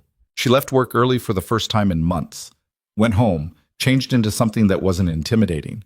Jeans, a simple sweater, flats instead of heels. Looked at herself in the mirror and barely recognized the person looking back. The school was in Queens, 40 minutes from her penthouse. Vanessa took a car service, watching the city change outside her window. Manhattan's glass towers giving way to neighborhoods with actual trees, actual families, actual life happening on front stoops and corner stores. The elementary school looked exactly like schools looked in movies. Brick building, chain link fence, playground equipment that had seen better decades. Nothing like the private academy Vanessa had attended, with its ivy-covered walls and Olympic-sized pool. She walked into the cafeteria and was immediately overwhelmed. Children everywhere. Parents everywhere. Noise and color and chaos that made her want to retreat to her quiet office where everything was controlled and predictable. Then she heard it. Vanessa! A tiny girl with Noah's gray-green eyes and dark hair and lopsided pigtails was barreling toward her, weaving through the crowd with the single-minded determination of a heat-seeking missile. Emma crashed into Vanessa's legs at full speed, wrapping small arms around her knees. You came! Daddy said you might be too busy, but you came! Emma looked up, gap-toothed and radiating joy. Come see my art. I made a painting and a clay thing, and Daddy helped with the hard parts, but I did most of it myself. Vanessa looked helplessly at Noah, who'd appeared behind his daughter. He mouthed sorry, but he was smiling. Okay, Vanessa said, feeling completely out of her depth. Show me. Emma grabbed her hand, her small palm sticky with what was probably juice or candy or some combination, and dragged her through the crowd to a table covered in children's artwork.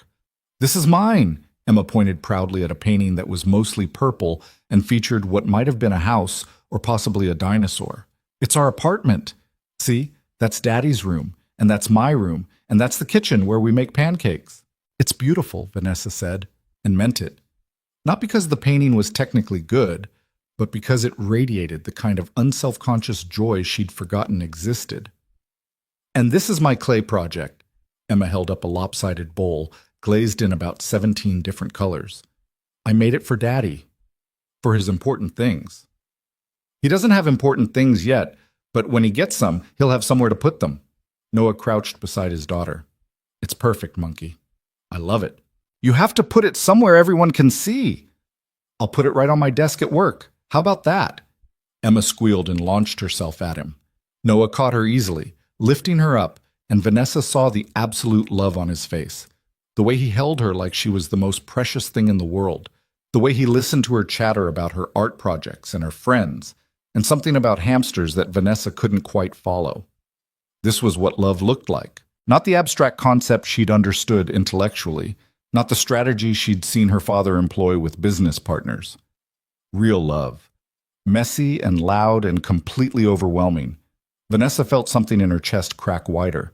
They spent 2 hours at the school. Emma introduced Vanessa to everyone. Her teacher, her friends, the hamster in the classroom that apparently had a very dramatic social life. She explained every single art project in exhaustive detail, and Vanessa found herself actually listening, actually caring about the story behind the purple painting and the lopsided bowl. When the event ended, parents began gathering their children. Emma wrapped herself around Vanessa's leg again. "Will you come to my next show?" she asked. "I'm going to make even better art." "Emma," Noah's voice held gentle warning.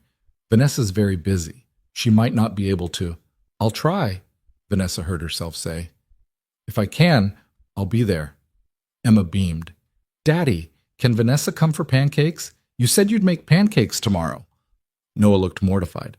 "Emma, we can't just invite people to—" "I'd love to," Vanessa said. They both stared at her.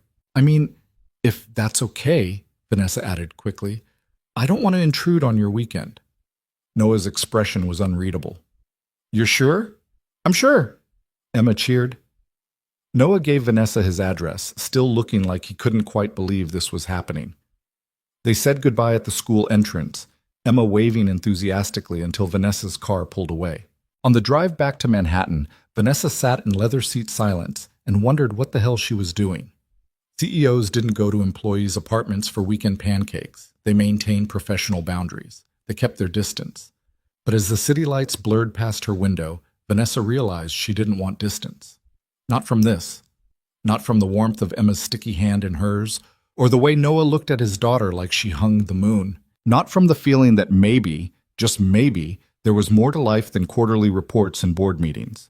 Her phone buzzed with emails. 43 new messages, all marked urgent. For the first time in her career, Vanessa ignored them all. Saturday morning, Vanessa stood outside a walk-up building in Queens holding a bag of groceries she'd panic bought at a corner store. Expensive maple syrup because that seemed like something you brought to pancakes. Fresh strawberries because Emma seemed like a kid who'd like strawberries. Coffee beans because Noah's grocery budget probably didn't stretch to the good stuff. She felt ridiculous. She'd negotiated with Fortune 500 executives without breaking a sweat, but showing up at Noah Bennett's apartment with groceries made her hands shake. The building was old but clean. Someone had planted flowers in window boxes. Kids' bikes were chained to the railing. This was the kind of place where neighbors knew each other's names, where people looked out for each other because that's what you did. Vanessa pressed the buzzer for 3B. "Hello?" Emma's voice crackled through the speaker, high and excited. "It's Vanessa." "Daddy, she's here! Vanessa's here!" The door buzzed. Vanessa climbed 3 flights of stairs that smelled like someone's cooking and old carpet. The door to 3B was already open, Emma bouncing in the doorway wearing pajamas covered in cartoon stars. "You came early. Daddy's making the batter and I get to crack the eggs, but I'm not allowed to touch the stove because that's a grown-up job." Emma grabbed Vanessa's free hand. "Come in. You can sit at the good chair." The apartment was tiny. Everything Vanessa's penthouse wasn't. The living room and kitchen were basically one space, separated by a counter with 2 mismatched stools. Drawings covered the refrigerator, held up by magnets shaped like letters. The couch looked like it had been bought second-hand and loved hard. Bookshelves made from milk crates sagged under the weight of Emma's picture books and Noah's technical manuals. And everywhere, there were signs of life actually being lived. A blanket fort in the corner, crayons scattered across the coffee table. Noah's laptop on the kitchen counter next to a half-finished mug of coffee. Emma's backpack spilling papers by the door. It should have felt cramped, chaotic, wrong. Instead, it felt warm. Noah emerged from the kitchen area wearing jeans and a t-shirt that had seen better days, flour dusting his forearms. "You brought groceries. You didn't have to do that." "I wanted to contribute." Vanessa set the bag on the counter, suddenly self-conscious. I wasn't sure what you needed. Noah peered into the bag. His eyebrows rose. This is $30 maple syrup. Is that bad? It's Canadian and organic and probably amazing. He pulled out the coffee beans. And this is the stuff I can't afford but dream about. Something soft crossed his face. Thank you. Really. Emma was already investigating the strawberries, eyes wide. Can we put these on the pancakes? Please, please, please? We can put them on yours, Noah said, but you still have to eat real breakfast after. Fruit on pancakes doesn't count as healthy. But strawberries are fruit. Nice try, monkey. He ruffled her hair. Go wash your hands. We're ready to cook. Emma scampered off. Noah started measuring flour, moving with the easy competence of someone who'd done this 1,000 times. Can I help? Vanessa asked. You know how to make pancakes. No, but I can follow instructions. Noah smiled. Actually smiled, the kind that reached his eyes. Okay, you're on strawberry duty. Wash them, cut them into slices, knives in the drawer by the sink. Vanessa found herself standing at Noah's sink, cutting strawberries in an apartment that probably cost less per month than her weekly dry cleaning bill. She should have felt out of place, should have felt like she was playing house, pretending to be someone she wasn't. Instead, she felt calm. Emma returned, hands dripping wet, and climbed onto a stool to watch Noah measure ingredients. Vanessa, do you have a kitchen? I do. Do you make pancakes? I don't cook much. I usually order food. Emma's eyes went wide. Every day? Most days. That must cost $1 million. Noah coughed, clearly suppressing a laugh. Emma. What? It's true. Daddy says ordering food is expensive and we only do it on special days. Vanessa felt something twist in her chest. She spent more on a single restaurant meal than Noah probably spent on groceries for a week. The math of inequality had always been abstract before. Numbers on a spreadsheet, statistics and reports about income disparity. This was real. I'm not very good at cooking, Vanessa said. Your dad's much better at it than I am. Daddy's the best at cooking. He makes mac and cheese from the box, and it's not lumpy. Emma said this like it was the highest culinary achievement imaginable. Noah was mixing batter, careful to show Emma each step. Okay, monkey, time to crack eggs. Remember what we practiced? Emma took an egg with the solemnity of someone handling something precious. She cracked it against the bowl's edge. Too hard. Shell fragments everywhere. Her face crumpled. It's okay, Noah said immediately. We'll fish out the shells. Everyone breaks eggs messy sometimes. But I wanted to do it perfect for Vanessa. Perfect's boring, Vanessa heard herself say. My dad used to say that mistakes are just expensive lessons. The shell in the eggs means you'll remember to tap softer next time. Emma looked up at her with those serious gray-green eyes. Did your dad make pancakes with you? No, he was usually at work. That's sad. It was. Vanessa had never let herself think of it that way before, but standing in this tiny kitchen watching Noah teach his daughter to crack eggs, yeah, it was sad. It is sad, she agreed. I wish he had. Noah caught her eye over Emma's head. Something passed between them. Understanding, maybe. Recognition of wounds that didn't show. They cooked. Noah handled the griddle, flipping pancakes with the flick of his wrist that came from practice. Emma helped pour batter, getting it everywhere except perfectly centered on the heat. Vanessa arranged strawberries on plates, feeling useful in a way that had nothing to do with quarterly earnings. When they finally sat down to eat, Noah and Emma at the small table, Vanessa on the good chair, which was just the one without a wobbly leg, Emma announced they had to say what they were thankful for. It's not Thanksgiving, Noah said. We can be thankful anyway. I'm thankful for pancakes and strawberries and Vanessa coming to visit. Emma looked at Noah expectantly. Your turn, Daddy. I'm thankful for you, monkey, and for friends who bring fancy maple syrup. Friends. The word settled warm in Vanessa's chest. Vanessa? Emma prompted. Vanessa looked at the mismatched plates, the cheap table, the two people who'd somehow become important to her in the span of weeks. I'm thankful to be here, Emma beamed. Now we can eat. The pancakes were perfect. The $30 maple syrup was, in fact, amazing. Emma got strawberry juice on her face and syrup in her hair and talked nonstop about school and her upcoming surgery and how she was going to run a whole mile after she got better. The doctor said I might be able to do sports, she told Vanessa seriously, like soccer or dancing. Right now I can't because my heart gets too tired, but after the surgery, I'll be like other kids. That's wonderful, Vanessa said, and meant it. Are you scared? Emma asked. Of the surgery? Emma, Noah's voice held warning. It's okay. Vanessa looked at the little girl who asked hard questions without flinching. Are you scared? Emma thought about it. A little, but Daddy says being brave means doing scary things anyway, so I'm going to be brave. You're already the bravest person I know. After breakfast, Noah started clearing dishes. Vanessa stood to help, but Emma grabbed her hand. Can you play with me? I want to show you my room. Let Vanessa relax, Em. She's a guest. I'd like to see your room, Vanessa said. Emma's room was the size of Vanessa's walk-in closet. A twin bed pushed against one wall, covered in a quilt that looked handmade. Drawings taped to every surface. A bookshelf overflowing with library books. Stuffed animals arranged with the careful logic of a 6-year-old's social hierarchy. This is Mr. Bear. He's the king. And this is Princess Fluff. She's the queen, but also a doctor. Because girls can be anything. Emma narrated her entire stuffed animal kingdom, while Vanessa sat on the floor, nodding seriously at each introduction. Then Emma pulled out a shoebox from under her bed. These are my treasures. Want to see? I'd love to. The box held what treasures looked like when you were 6 and had nothing. A smooth rock from the park.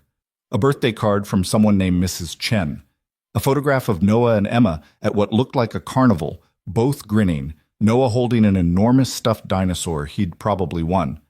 A bracelet made from yarn and beads. And at the bottom, a drawing. Stick figures holding hands.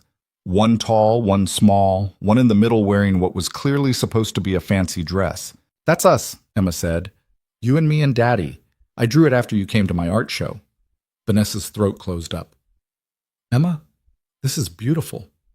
You can keep it if you want. I made it for you. I can't take your treasure. It's okay. I can make more. But you don't have anybody to draw you pictures, so you should have one. Emma said this with the absolute certainty of a child who'd identified a problem and solved it. Vanessa took the drawing with hands that shook slightly. Thank you. I'll keep it somewhere safe. They played for another hour. Emma showed her every single one of her books, acted out elaborate scenarios with her stuffed animals, explained the intricacies of first-grade politics. Vanessa found herself laughing more than she had in months, maybe years. When Emma finally started yawning, Noah appeared in the doorway. Time for your medicine, monkey. Emma's face fell. But we're playing. Medicine first. Then you can play more. Can Vanessa stay, please? Noah looked at Vanessa, clearly giving her an out. You don't have to. I can stay, Vanessa said. If that's okay. The afternoon dissolved into something Vanessa had never experienced. Just existing with people. No agenda, no schedule, no purpose beyond being present. She sat on the couch while Emma curled up next to her, watching a movie about talking animals. Noah worked at the kitchen counter, occasionally looking over with an expression Vanessa couldn't quite read. Comfortable. This felt comfortable. Her phone buzzed in her pocket. Vanessa ignored it. It buzzed again and again. Finally, she pulled it out. Board emergency. Call immediately. Hutchins demanding meeting Monday, 6 a.m. PR crisis. Client threatening to pull contract. The real world crashing back in. Vanessa stared at her screen, watching her pulse of emails multiply. You need to go, Noah said quietly. He'd moved to sit in the chair across from her, laptop closed. I should probably... It's okay. Work doesn't stop just because it's Saturday. Emma had fallen asleep against Vanessa's shoulder, small and warm and trusting. Vanessa looked down at her, then at Noah, then at the apartment that held more life than her entire penthouse. I don't want to go, she admitted. Noah's expression shifted. Then don't. I have a board meeting Monday. If I don't deal with this now, Vanessa.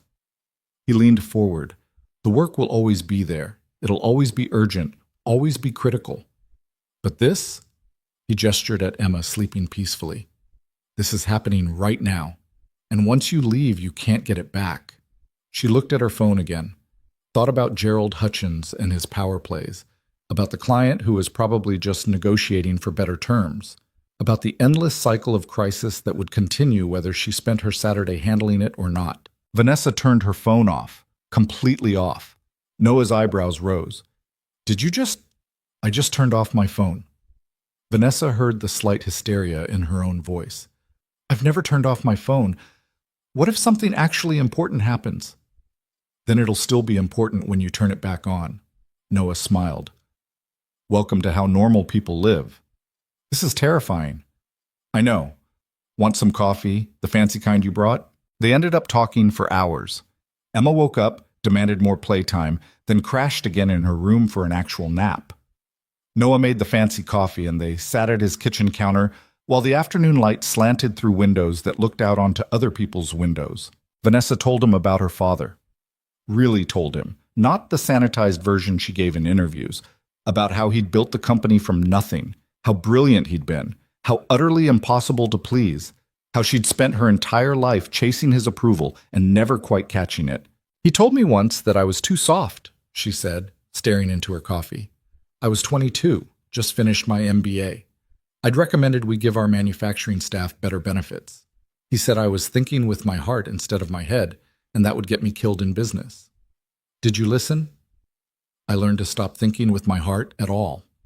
Vanessa looked up. Worked pretty well, actually, until it didn't. Noah was quiet for a moment. My daughter asked me once why her mom left. She was 4, barely old enough to understand. I didn't know what to say. How do you explain to a 4-year-old that her mother left because I wasn't successful enough anymore? Because watching me fail was embarrassing? What did you tell her? That sometimes people love each other but can't stay together. That it wasn't her fault. That I loved her enough for 2 parents. He turned his mug in slow circles. I don't know if that was the right answer. I don't know if there is a right answer. You're a good father. I'm trying. Most days I feel like I'm just barely keeping it together. The jobs, the bills, Emma's health. Sometimes I lie awake at night doing math, trying to figure out how to make everything work, and it never quite adds up. Vanessa had spent years around people who projected absolute confidence, who never admitted weakness, never showed cracks. Noah's honesty was radical. The surgery, she said carefully. The insurance is covering part of it, but not enough. We'll manage. Noah, we'll manage. He said it firmly. I appreciate the job.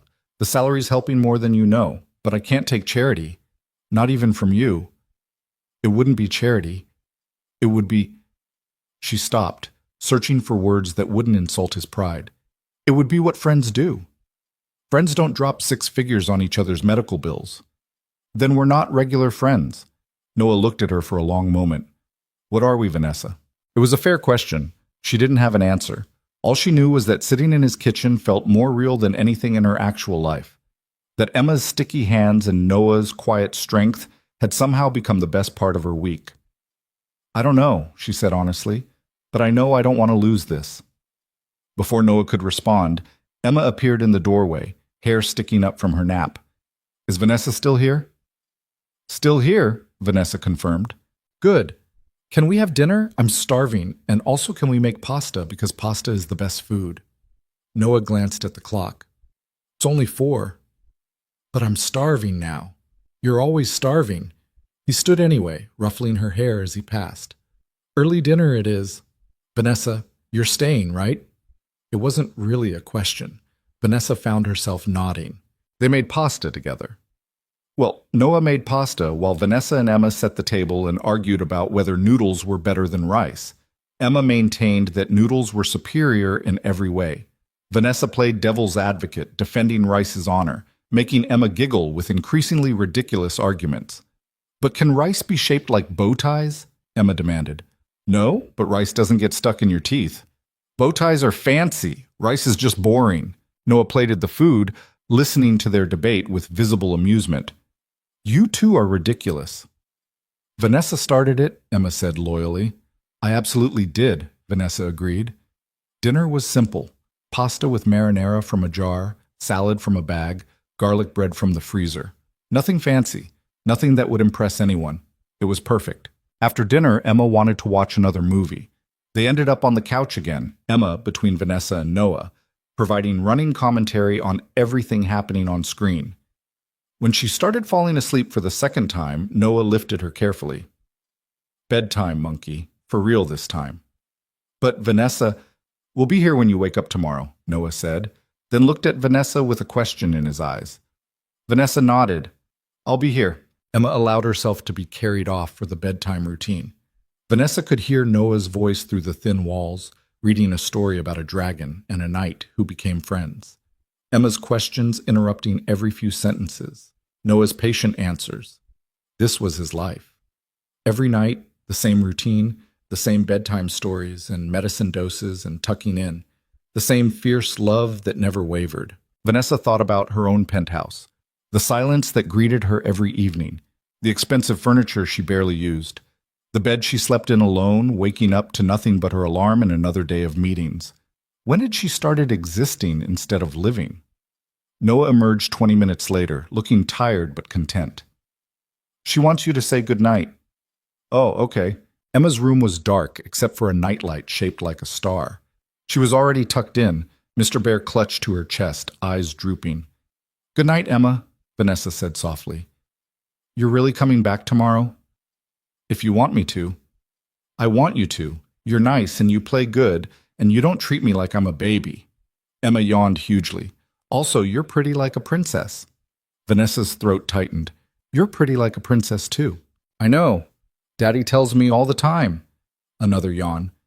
Vanessa, will you be my friend? Like a real friend, not just Daddy's friend? I'd like that very much. Good. Love you. Emma said it sleepily, casually, like it was the easiest thing in the world. Vanessa stood frozen. She couldn't remember the last time someone had said that to her. Her father certainly hadn't. Her mother said it during phone calls, but it always sounded performative, like something you were supposed to say. Emma meant it. Love you too, Vanessa whispered. She left the room quietly, closing the door with care. Found Noah in the kitchen, doing dishes. She's asleep, Vanessa said unnecessarily.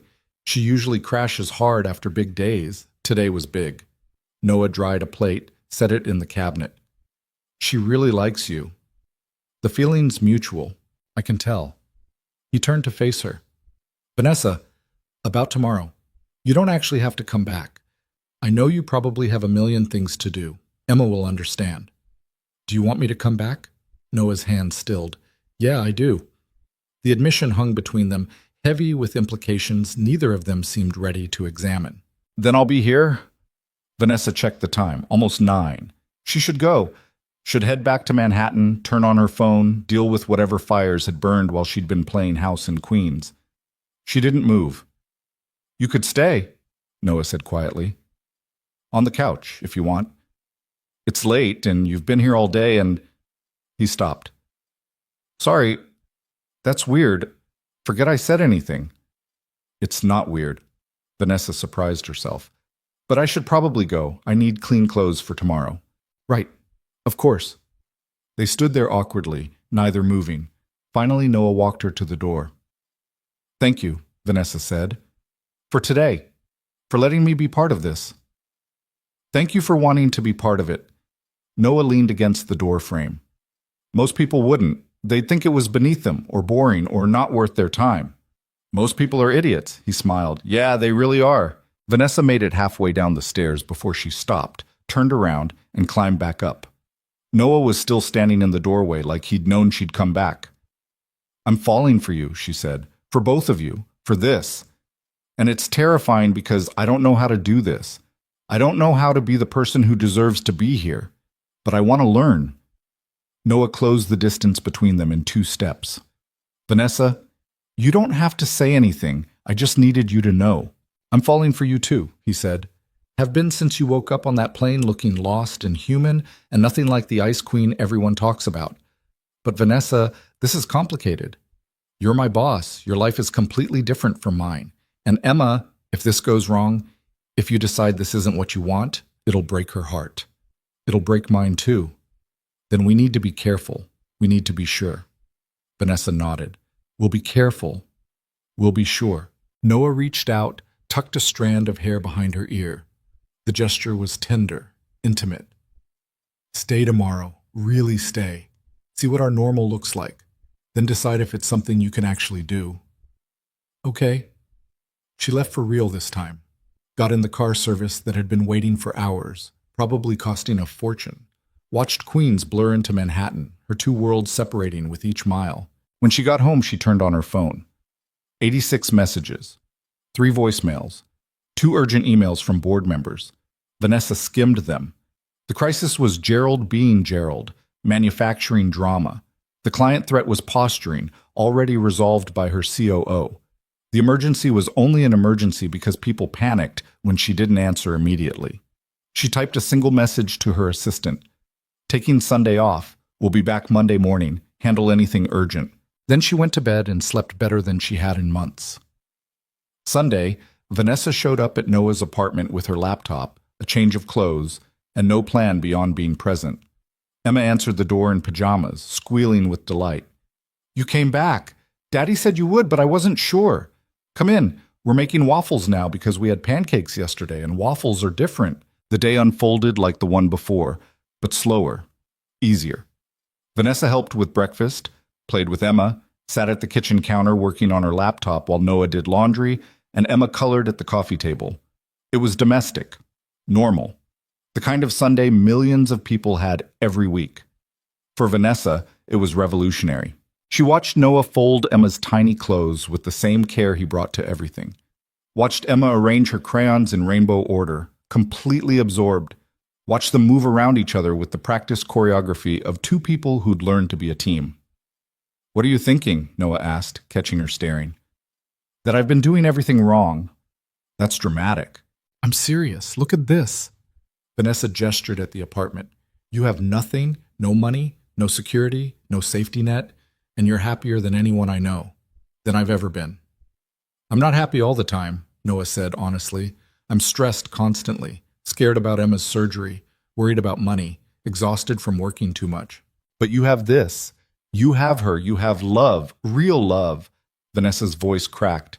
"I have a penthouse worth millions, and I'd trade it all for one day of what you have."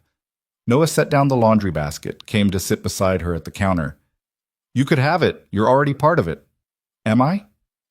"Emma drew you into her family portrait. That's pretty official, in 6-year-old terms." Vanessa laughed, but it came out shaky. "I don't know how to be part of a family. I don't know if I'm capable of it." "You're here, aren't you? You showed up. That's how it starts." They spent the afternoon at a park near Noah's apartment. Emma ran herself ragged on the playground equipment while Vanessa and Noah sat on a bench watching her play. "She's going to crash hard tonight," Noah observed. "Good. She'll sleep through dinner. We're making her actually eat vegetables tonight. House rules." "Brave man."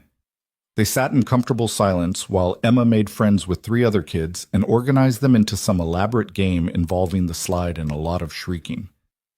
"Can I ask you something?" Noah said eventually. "Always." "That night on the plane, when you fell asleep on my shoulder, what were you dreaming about?" Vanessa thought back. "My father. His funeral. Everyone telling me how sorry they were while simultaneously calculating how much his death benefited them. I kept trying to cry and couldn't, just stood there like a robot, accepting condolences from people who were already planning how to take advantage of the transition." She paused. "Why? You looked sad. Even asleep, you looked so sad. I wanted to wake you up, but I didn't know you, and it seemed wrong." Noah turned to look at her. "You still look sad sometimes. Like there's this weight you're carrying that you can't put down. I don't know how to put it down. Maybe you don't have to. Maybe you just need help carrying it." Emma ran up then, breathless and grinning. "Daddy! Vanessa! There's ice cream. Can we get ice cream? Please, please, please." "What about vegetables?" Noah asked. "Ice cream is basically frozen milk and milk is healthy." "That's not how nutrition works, monkey." "But it could be." They got ice cream. Emma made a spectacular mess. They walked home through Queen streets as the sun set, Emma between them, sticky hands reaching up to hold both of theirs. People probably thought they were a family, young parents with their daughter doing normal Sunday things. Vanessa didn't correct the assumption. Neither did Noah. That night, after Emma was asleep and Vanessa was getting ready to leave, Noah caught her hand. "Stay," he said. "Really stay. Just asleep. Nothing else. Just, I don't want you driving back to Manhattan alone this late. Vanessa looked at his hand holding hers, at the apartment that had become refuge, at the life she wanted so badly she could taste it. Okay, she whispered. I'll stay. Noah set her up on the couch with blankets and a pillow. They said goodnight awkwardly, both hyper-aware of the implications, the boundaries they were dancing around. Vanessa lay in the dark, listening to the sounds of the building. Someone's TV upstairs, traffic outside, the radiator clanking, all the sounds of life happening around her.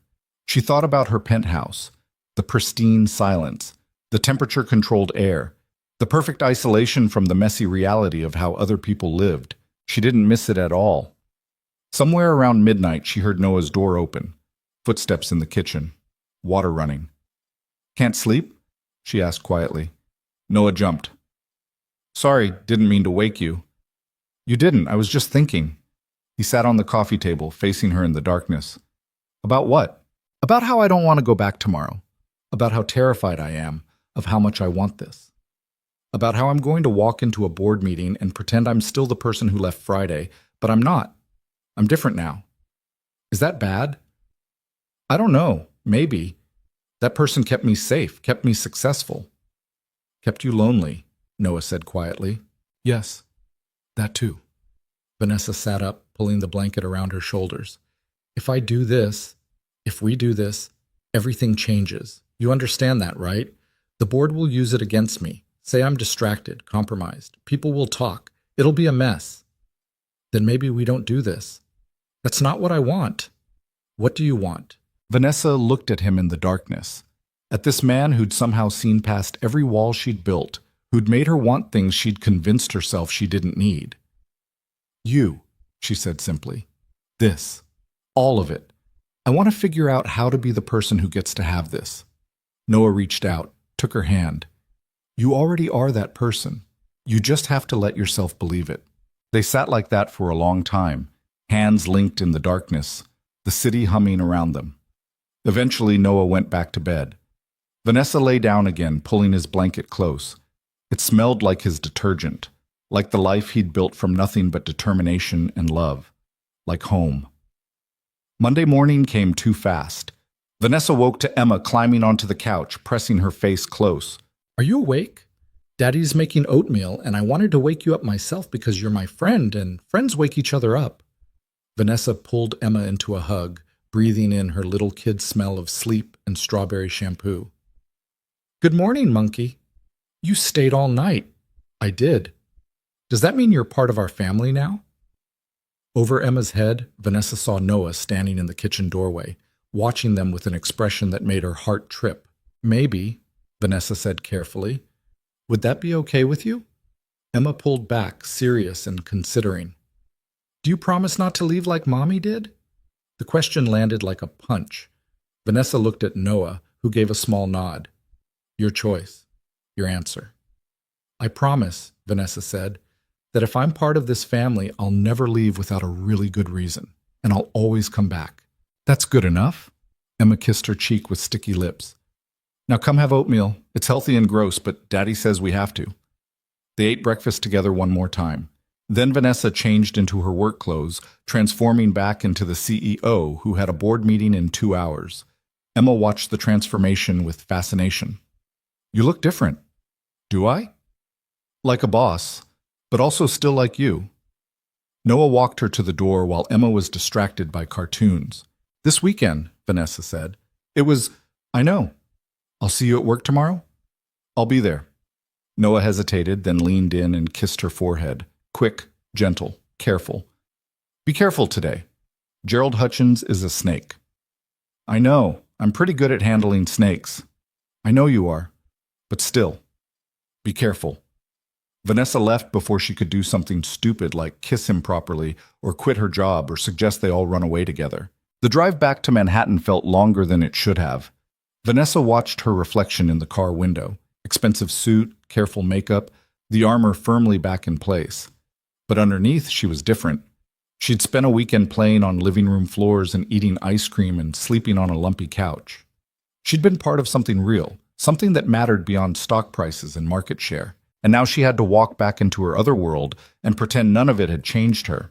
Except Gerald Hutchins was about to learn exactly how much everything had changed, because Vanessa Whitmore was done apologizing for being human. The boardroom felt different that Monday morning. Or maybe Vanessa was different. Either way, she walked in at 5:58 a.m. and felt Gerald Hutchins' eyes tracking her like a predator who'd scented blood. "Vanessa, so good of you to join us." Gerald's smile was all teeth. "We were concerned when you went dark all weekend." "I was unavailable. I'm entitled to weekends." Vanessa set her materials on the table with deliberate calm. "Shall we begin? Actually, we have some concerns to address first." Gerald leaned back, fingers steepled. Around the table, other board members shifted uncomfortably. "About your recent hiring decisions." Here it was. Vanessa had known this was coming the moment she'd offered Noah the job. "Which decisions specifically?" "Noah Bennett.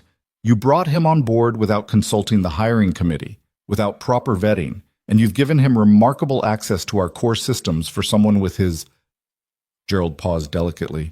"Background." "His background includes designing the server protocols half this industry runs on. His qualifications are impeccable.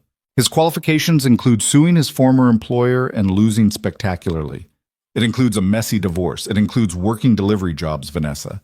Is that really the caliber we're bringing into executive-level positions?" Vanessa felt her temper rising, but kept her voice level. "He's not in an executive position. He's head of systems innovation, reporting directly to me. And his performance in the 3 weeks he's been here has been outstanding." "Has it?" Gerald pulled out a folder. "Because I've been hearing some interesting things about you spending significant time in his office, about visits outside of work hours, about, and this is just rumor, you understand, a personal relationship developing." The room went silent. Vanessa looked at Gerald, then at the other board members. Some looked uncomfortable, some looked eager. All of them were waiting to see how she'd respond. "My personal life," she said carefully, "is none of this board's business. My professional decisions are. If you have concerns about Noah's work performance, present them. If you're just fishing for gossip, we're done here. I'm concerned about your judgment." Gerald's voice sharpened. "Your father built this company on the principle that personal feelings have no place in business. Yet here you are, hiring someone you met on an airplane, someone you've apparently been spending weekends with. It raises questions about your priorities."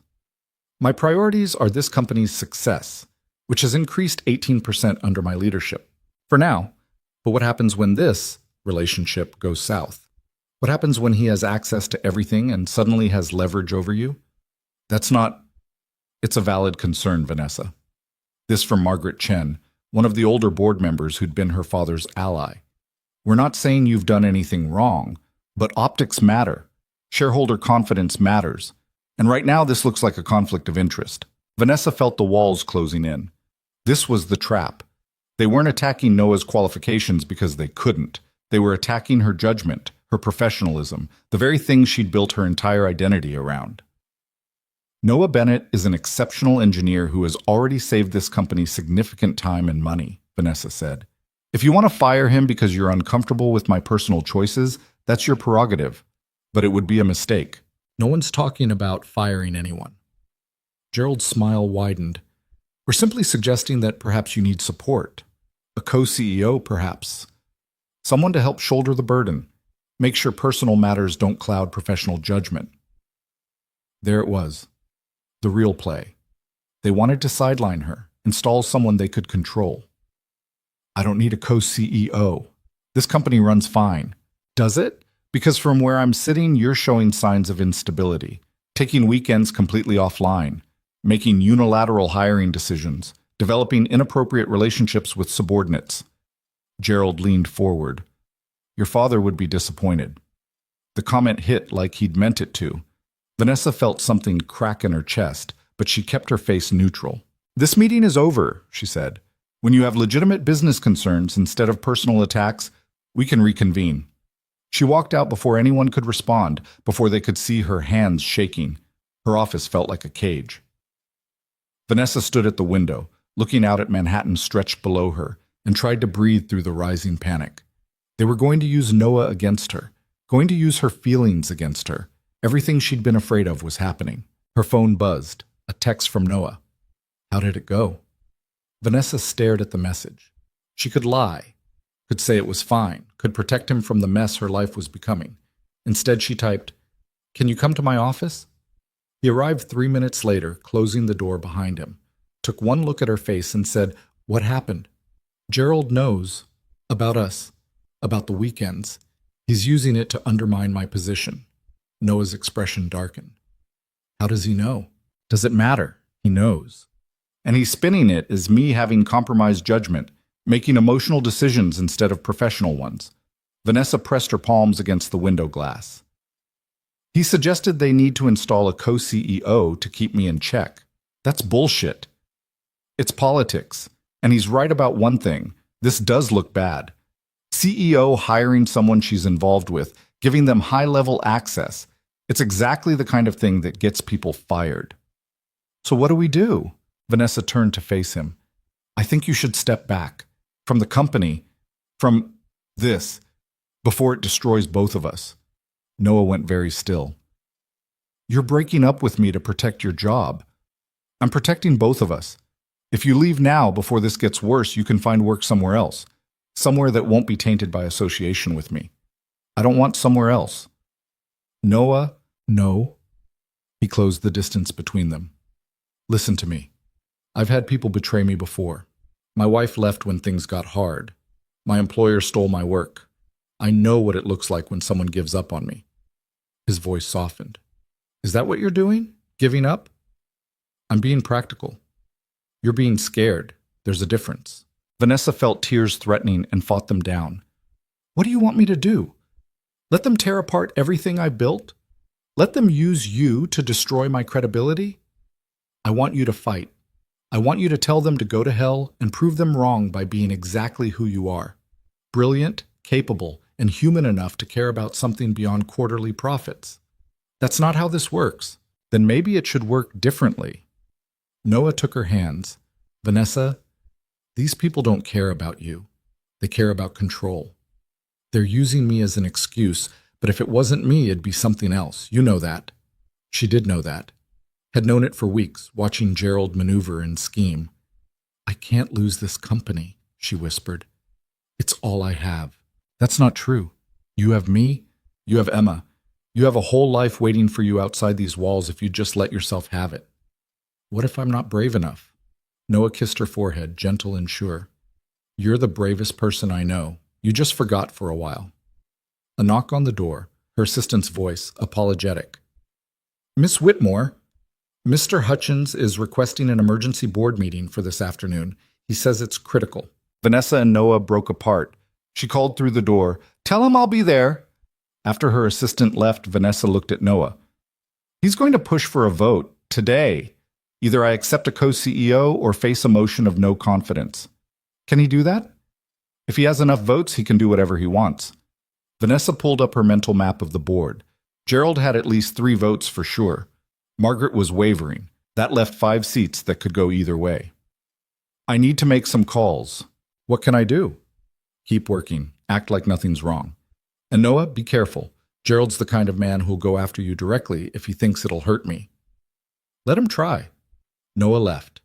Vanessa spent the next 4 hours on the phone, calling in favors, making promises, doing the political dance she'd perfected over years of navigating corporate warfare. By the time the emergency meeting rolled around at 3 p.m., she'd shored up enough support to survive. Barely. The boardroom was packed. Full board attendance, which almost never happened. Gerald had rallied his troops. Thank you all for coming on short notice, Gerald began. I know this is unusual, but I believe we're facing a crisis of leadership that can't wait. Let's hear it, Gerald. Vanessa kept her voice bored. What's this crisis?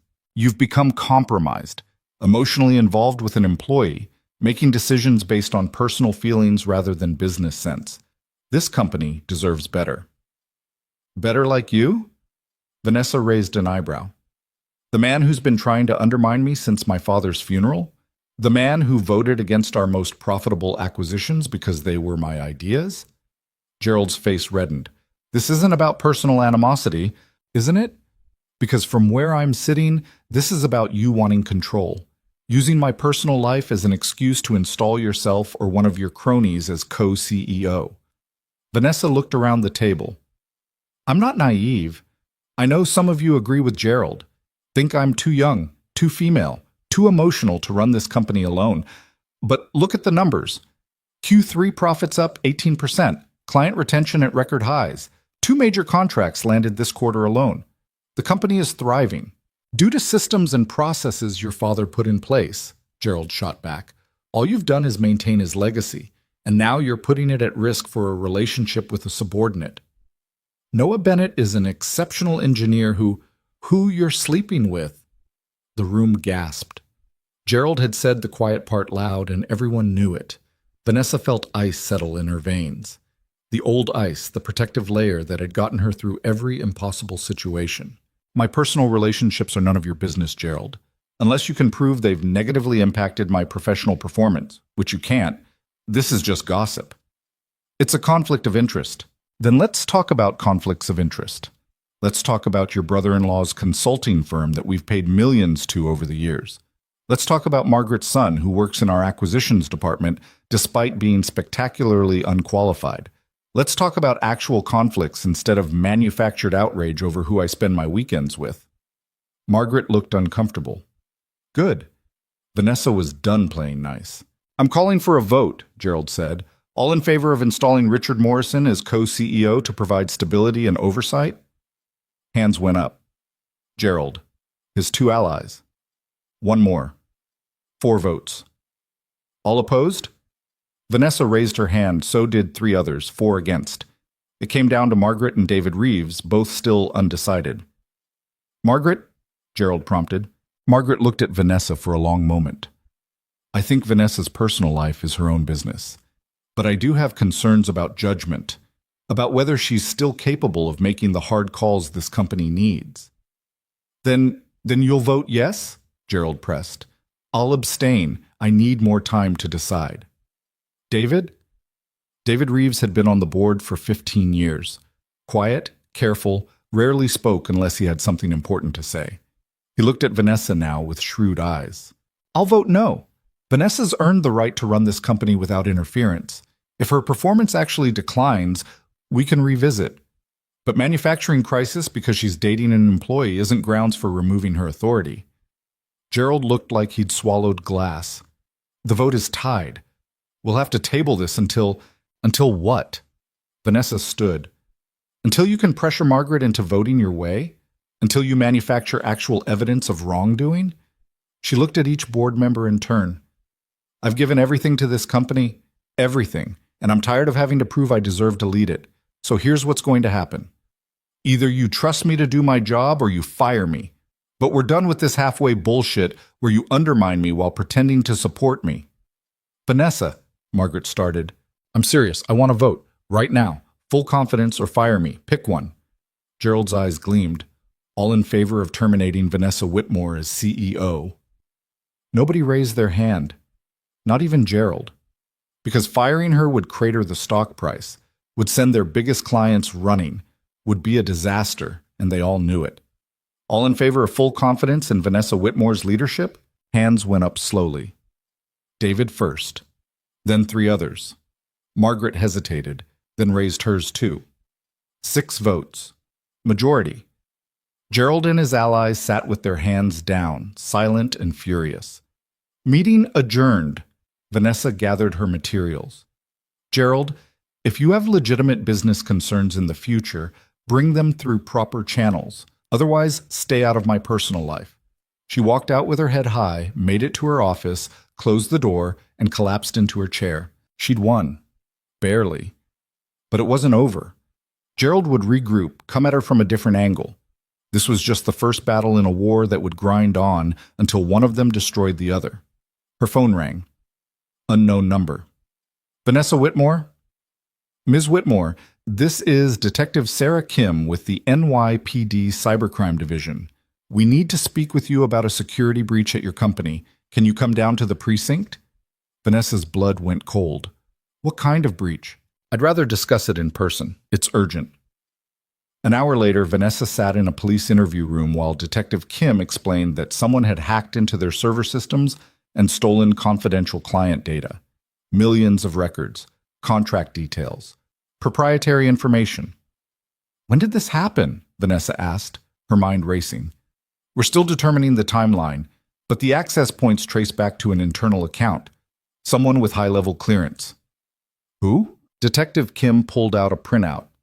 Noah Bennett. Does that name sound familiar? Vanessa's world tilted. That's impossible. Noah would never... The evidence is clear, Ms. Whitmore. His credentials were used to access these systems, download encrypted files, and transmit them to external servers. We've already executed a search warrant at his residence. You what? Standard procedure in cases of corporate espionage. We need to... Vanessa was already standing. I'm leaving. If you want to question me further, contact my lawyer. She ran through the precinct, out to her car, dialing Noah's number with shaking hands. He didn't answer. She called again. And again. Finally, a text came through. They arrested me. Don't come here. Protect yourself. Vanessa stared at the message, then called her lawyer, her head of security, Marcus from IT, started issuing orders, demanding answers, trying to make sense of something that made no sense. Noah wouldn't do this, couldn't have done this. But the evidence said otherwise. She made it to the police station where they were holding him, but they wouldn't let her see him. Corporate espionage suspect, they said. No visitors until after arraignment. The media got hold of it by evening. Headlines screaming about the CEO's boyfriend stealing company secrets. Stock prices starting to tumble. Her phone exploding with calls from board members, investors, clients. Gerald called personally. I warned you, I told you he was a risk, but you let your feelings cloud your judgment, and now look where we are. Vanessa hung up on him. She spent the night pacing her penthouse, pulling together every shred of information she could find. Marcus confirmed Noah's credentials had been used, but something felt off about the access patterns. Too obvious, too sloppy for someone as skilled as Noah. It's almost like someone wanted us to trace it back to him, Marcus said over the phone. Someone who knew enough about our systems to make it look convincing but didn't think we'd look deeper. Can you prove that? Give me 12 hours. If this is a frame job, I'll find the evidence. Vanessa worked through the night, called in favors from journalists to kill the worst stories, contacted clients personally to reassure them their data was secure, did damage control on 17 different fronts while her hands shook and her heart screamed that this was her fault. She'd brought Noah into the company. She'd given him access, and whether he'd betrayed her or been framed for it, the result was the same. Everything was falling apart. Around 3 a.m., her phone rang. Emma's babysitter, Mrs. Chen. Miss Whitmore? I'm so sorry to call so late, but Emma's asking for you. She saw the news. Someone's parent showed her something on their phone at school, and she's very upset. I can't calm her down, and I don't know what to tell her. Vanessa was already grabbing her coat. I'm on my way.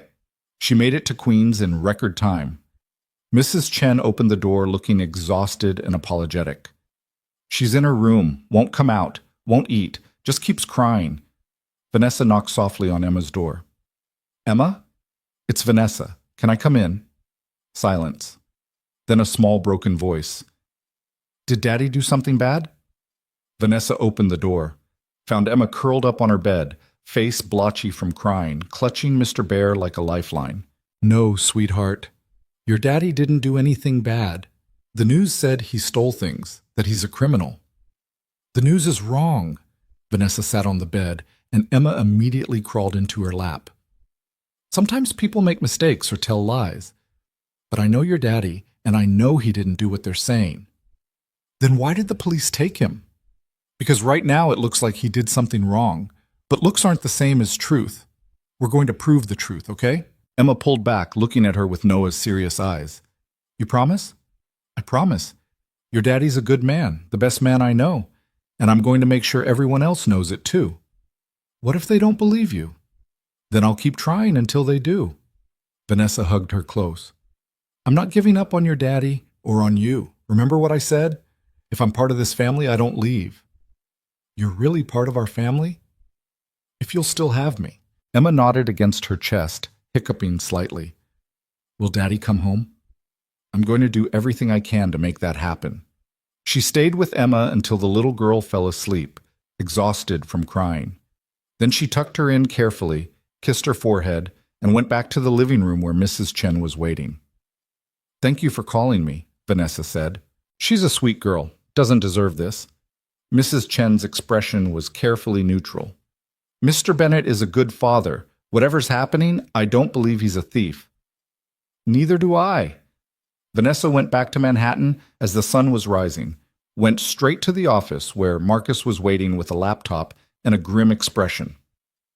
"I found something," he said. He showed her the logs, the timestamps, the trail of evidence that proved Noah's credentials had been cloned 3 weeks ago, that someone had created a perfect copy of his access permissions and used them to commit the breach while Noah was provably somewhere else. "Who?" Vanessa demanded. Marcus pulled up more data. The cloning happened from an internal terminal, one with executive-level access. He turned the screen. Gerald Hutchins' office. Vanessa stared at this evidence. Gerald did this? Or someone working for him? The breach was designed to frame Noah and destroy your credibility in one move. They probably figured you'd either defend him and look like you were protecting a criminal, or throw him under the bus and look heartless. Marcus leaned back. "It's actually pretty brilliant, in an evil kind of way. We need to take this to the police. Already contacted Detective Kim. She's on her way." The next 12 hours were a blur. Detective Kim reviewing the evidence. Federal investigators getting involved because interstate data transmission made it a federal crime. Gerald being brought in for questioning. His shock and outrage when they showed him the evidence. His lawyer scrambling. By evening, the truth was starting to come out. Gerald hadn't done the actual hacking. He'd hired someone, a disgruntled former employee with a grudge against both Vanessa and Noah. The plan had been elegant. Frame Noah, force Vanessa to choose between her company and her relationship, destroy them both. It had almost worked. Noah was released around 8 p.m. Vanessa was waiting outside the station when he walked out, looking exhausted and angry and relieved all at once. "Emma?" he asked immediately. "She's fine. Scared, but fine. I stayed with her last night." Noah closed his eyes. "Thank you." "Noah, I'm so sorry. This is my fault. I brought you into the company, gave Gerald the ammunition he needed." "Stop," Noah cut her off. "This isn't your fault. This is Gerald being a vindictive bastard. You didn't do this. You solved it. I should have protected you better. You can't protect everyone from everything." He looked at her carefully. "Are you okay?" Vanessa laughed, but it came out shaky. "Am I okay? You're the one who just spent a day in police custody." "Yeah, but you're the one who had to hold everything together while I was gone. That's harder." They stood on the steps of the police station while the city moved around them. Vanessa thought about the boardroom battle, the media firestorm, the night spent with Emma, the evidence Marcus had found. Thought about how close they'd come to losing everything. "I can't do this," she said quietly. Noah went still. "Can't do what?" "This. The company, the board, the constant fighting. I'm so tired, Noah. I'm tired of proving myself, tired of playing these games, tired of watching people I care about get hurt because they're associated with me." "What are you saying?" Vanessa looked up at the building that housed her company's headquarters, the empire her father had built, the throne she'd spent her whole life trying to deserve. "I'm saying I'm going to resign." "Vanessa, I mean it. The board meets tomorrow to deal with Gerald's removal. After that, I'm stepping down as CEO. They can find someone else, someone who actually wants this." "What do you want?" She looked at Noah, at this man who'd been arrested for a crime he didn't commit, who'd spent a day in custody while his daughter cried, who'd been through hell and was still asking what she needed. "I want a life. A real life. With you and Emma. With pancakes on Saturday mornings and sticky hands and drawings on the refrigerator. I want to stop sacrificing everything good for something that's just killing me slowly." "You love that company." "I love what it could have been, what my father wanted it to be." Vanessa shook her head. "But it's just a company. It's not worth losing you over. It's not worth losing myself over." Noah pulled her into his arms right there on the precinct steps. "Are you sure?" "I've never been more sure of anything." They went to pick up Emma together. She launched herself at Noah the moment he walked through Mrs. Chen's door, wrapping around him like a monkey and crying happy tears. "You came back. Vanessa said you would, but I was scared." "I'll always come back, monkey. Always. Noah held her close, meeting Vanessa's eyes over her head. They went home, to Noah's apartment, which Vanessa realized she'd started thinking of as home weeks ago. Made dinner together while Emma chattered about everything that had happened, processing her fear through the safety of her father's presence. After Emma was asleep, Noah and Vanessa sat on the couch in the quiet apartment. "What happens now?" Noah asked. "Tomorrow I make it official. Resign from the board. Recommend Marcus as my replacement. He's brilliant, and he'll actually enjoy the job." Vanessa leaned against him. "Then I figure out who I am when I'm not a CEO. That doesn't scare you?" "It terrifies me, but staying terrifies me more." Noah kissed her temple. "For what it's worth, I think you're making the right choice. Even though I'm giving up $1 billion company to eat boxed mac and cheese in Queens, especially because of that." He pulled back to look at her.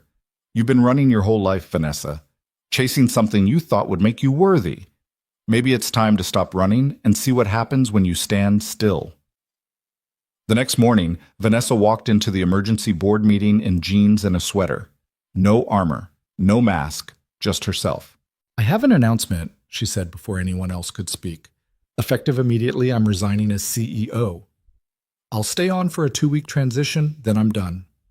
Shock rippled around the table. Margaret spoke first. "Vanessa, you don't have to do this. Gerald's being removed. The crisis is over."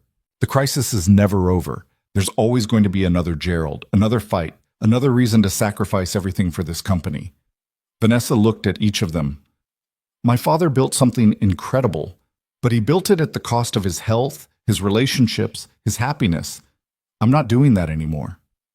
"What will you do?" David asked quietly. "Live. Actually live, instead of just existing between meetings." Vanessa smiled. "I recommend Marcus Chen as my replacement. He's brilliant, he loves this company, and he won't let it destroy him." She walked out before anyone could argue. Left the boardroom, the corner office, the empire that had been her entire identity. And she felt lighter than she had in years. 2 weeks later, on her last official day, Vanessa cleaned out her office. Photos came down. Awards got packed. The expensive art got donated to a museum. Marcus stopped by, looking nervous. "You're really doing this?"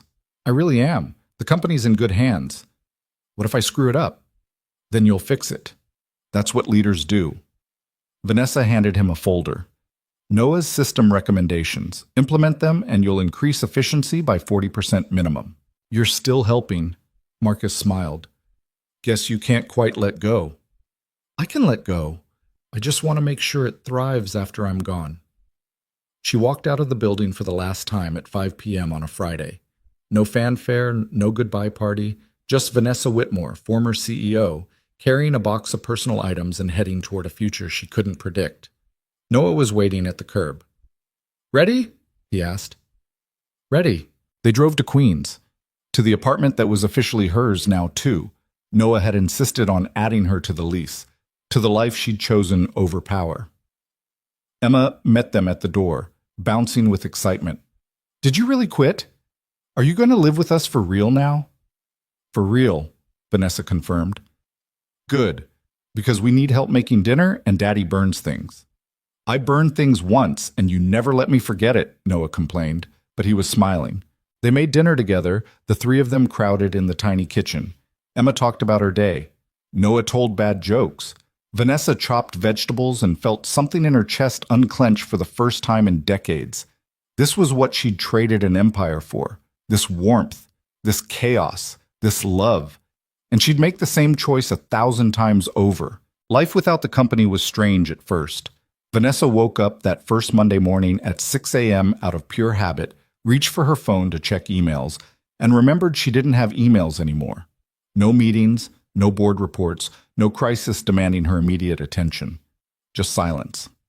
And Noah sleeping beside her in the bed they'd been sharing for 2 weeks now, his arm draped across her waist like an anchor keeping her from floating away.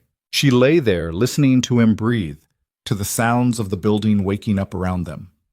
Someone's alarm going off upstairs, traffic starting to build outside, the radiator clanking to life. Normal sounds, normal life. It still felt surreal. "You're awake." Noah's voice was rough with sleep. I can tell by the way you're lying there having an existential crisis. I'm not having a crisis. You're completely rigid. You only do that when you're panicking quietly. He pulled her closer. What's wrong? Nothing's wrong. That's the problem. I don't know what to do when nothing's wrong. Noah laughed softly. You could try enjoying it. I don't know how. Then I guess we'll figure it out together. He kissed her shoulder. Starting with coffee, then breakfast. Then maybe we tackle the existential dread after Emma goes to school. Emma burst into the room 30 seconds later, jumping on the bed with the energy of a caffeinated kangaroo. Is today the day? Is it? Daddy said maybe today. Maybe today what? Vanessa asked, though she knew exactly what Emma meant. The surgery was scheduled for Thursday, 3 days away. They'd been counting down for weeks, Emma equal parts excited and terrified, Noah trying to hide his fear behind calm competence. 3 more days, monkey, Noah said. Can you be patient for 3 more days? That's forever. It's 72 hours. We've practiced. You can do this. Emma flopped dramatically across both of them. But I want to run now. I want to play soccer now. I want my heart to be fixed now. Vanessa smoothed Emma's tangled hair. I know, sweetheart, but good things take time, and 3 days is going to pass so fast you won't even notice. Will you both be there? At the hospital? Of course, Noah said immediately. Both of us, Vanessa confirmed. We're not going anywhere. After Emma got ready for school, Vanessa made breakfast while Noah helped with homework that should have been done yesterday. The domestic routine had become familiar over the past 2 weeks, but Vanessa still sometimes stopped mid-action, spatula in hand, and marveled at the strangeness of her new life. 2 months ago, she'd been running a billion-dollar company. Now she was making scrambled eggs in a queen's apartment and helping a 6-year-old practice her spelling words. The eggs were slightly burned. Emma ate them anyway, declaring them pretty good for someone who used to only order food. After they walked Emma to school, another new routine Vanessa had come to treasure, Noah had to leave for work. Marcus had offered him his old position back with a significant raise, but Noah had turned it down. Too complicated, he'd said. Too many memories of being arrested and accused. Instead, he'd taken a job with a smaller tech firm in Brooklyn. Better hours, less stress, enough money to cover bills and start saving for Emma's college fund. You sure you're okay today? He asked Vanessa at the subway entrance. I can call in sick if you need company. I'm fine. I have plans. Plans? I'm meeting your daughter's surgeon, going over the procedure details one more time. Noah's expression shifted. Vanessa, you don't have to. I want to. I want to understand everything that's going to happen. And I promised Emma I'd make sure the doctors knew what they were doing. You promised her that? Last night while you were doing dishes. She asked me to check the doctor's credentials and make sure they were super smart and not the kind that makes mistakes. Vanessa smiled. So I'm going to go be intimidating at medical professionals until I'm satisfied they won't make mistakes. Noah pulled her into a hug right there on the street. Have I mentioned lately that I love you? He'd mentioned it exactly 3 times. Once during a late-night conversation when Emma was asleep. Once while they were grocery shopping and Vanessa had remembered to buy the good peanut butter without being asked. And once this morning while she was still half asleep and might have dreamed it. You might have mentioned it, Vanessa said against his chest. Good, because I do. Love you, in case that wasn't clear. I love you too. Now go to work before you're late. She watched him disappear down the subway steps, then headed to the hospital. Dr. Rebecca Santos was exactly the kind of surgeon Vanessa wanted working on Emma. Mid-40s, confident without arrogance, willing to answer every single one of Vanessa's questions without condescension. They spent 90 minutes going over the procedure, the risks, the recovery timeline. Emma's young and otherwise healthy, Dr. Santos said. That works in her favor. The surgery will take approximately 4 hours. We'll repair the septal defect, reinforce the valve, and ensure proper blood flow. If everything goes as expected, she'll be in recovery for a week, then home with restricted activity for 6 weeks. And if everything doesn't go as expected, then we adapt. But Ms. Whitmore, I've done this procedure hundreds of times. Emma's case is complex but manageable. I'm confident we can give her the quality of life she deserves. Vanessa studied the surgeon's face, looking for doubt or hesitation, found only steady certainty. Okay, she said. Okay, thank you. Walking out of the hospital, Vanessa called Noah. How'd it go? He asked immediately. Dr. Santos is brilliant. She knows exactly what she's doing. Emma's in good hands. She heard Noah's exhale of relief. Thank you for doing that. I know I should have gone myself, but you're terrified, and sometimes it's easier to let someone else handle the scary parts. Vanessa understood that, had lived that way for years. It's okay to be scared, Noah. I keep thinking about everything that could go wrong, about losing her, about... His voice cracked. I can't lose her, Vanessa. She's everything. You're not going to lose her. She's strong, and she has the best surgeon in the city, and she has us. Vanessa stopped walking, standing on a street corner while the city moved around her. We're going to get through this together. Together. I'm still getting used to that word meaning something real. Me too. That afternoon, Vanessa did something she hadn't done in 15 years. She went to an art supply store and bought paints, brushes, canvases, carried them back to the apartment, and set up in the corner of the living room that got the best light.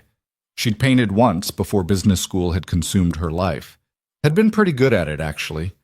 Her father had called it a waste of time, a hobby for people who didn't have serious ambitions. But Vanessa didn't have serious ambitions anymore. She just had time and a need to create something that wasn't a quarterly report. She was mixing colors when Emma got home from school, Mrs. Chen dropping her off with a smile and a reminder about Wednesday's field trip permission slip. What are you doing? Emma asked, fascinated by the paint spread across the coffee table. Painting, or trying to. I'm pretty rusty. Can I paint too? Absolutely. They painted together for 2 hours. Emma created something abstract and enthusiastic involving every color at once. Vanessa worked on a landscape that was supposed to be Central Park, but looked more like a fever dream. Neither painting was good. Both painters were completely absorbed. Noah came home to find them covered in paint, the living room transformed into a makeshift studio, dinner completely forgotten. Well, he said, surveying the chaos. This is new. Vanessa's teaching me to paint. Look, I made a rainbow explosion.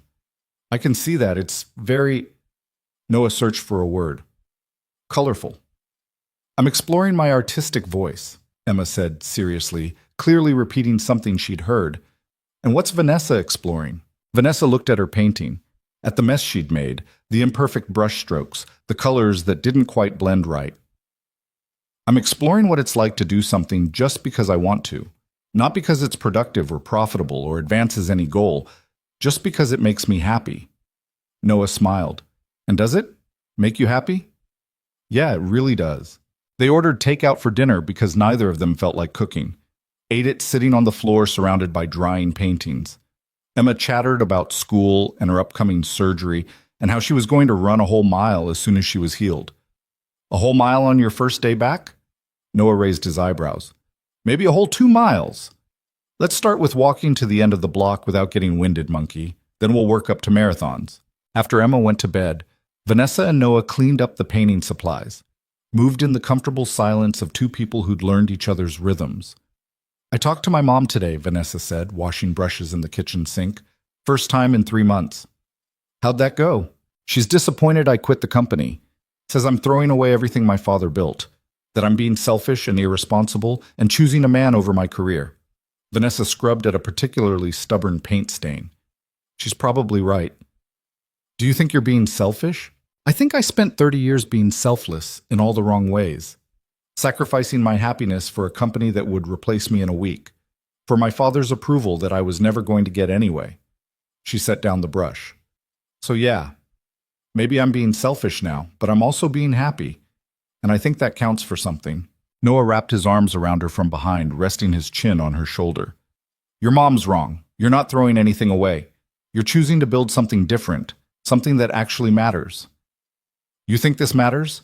A 6-year-old and a guy who drives for a tech firm and an unemployed former CEO playing house in Queens? I think this matters more than anything else possibly could. Wednesday night, Noah sat Vanessa down at the kitchen table with a serious expression. We need to talk about tomorrow, he said. The surgery. I know. I've been reading everything I can find about pediatric cardiac procedures and not the medical stuff, the money stuff. Noah pulled out a folder.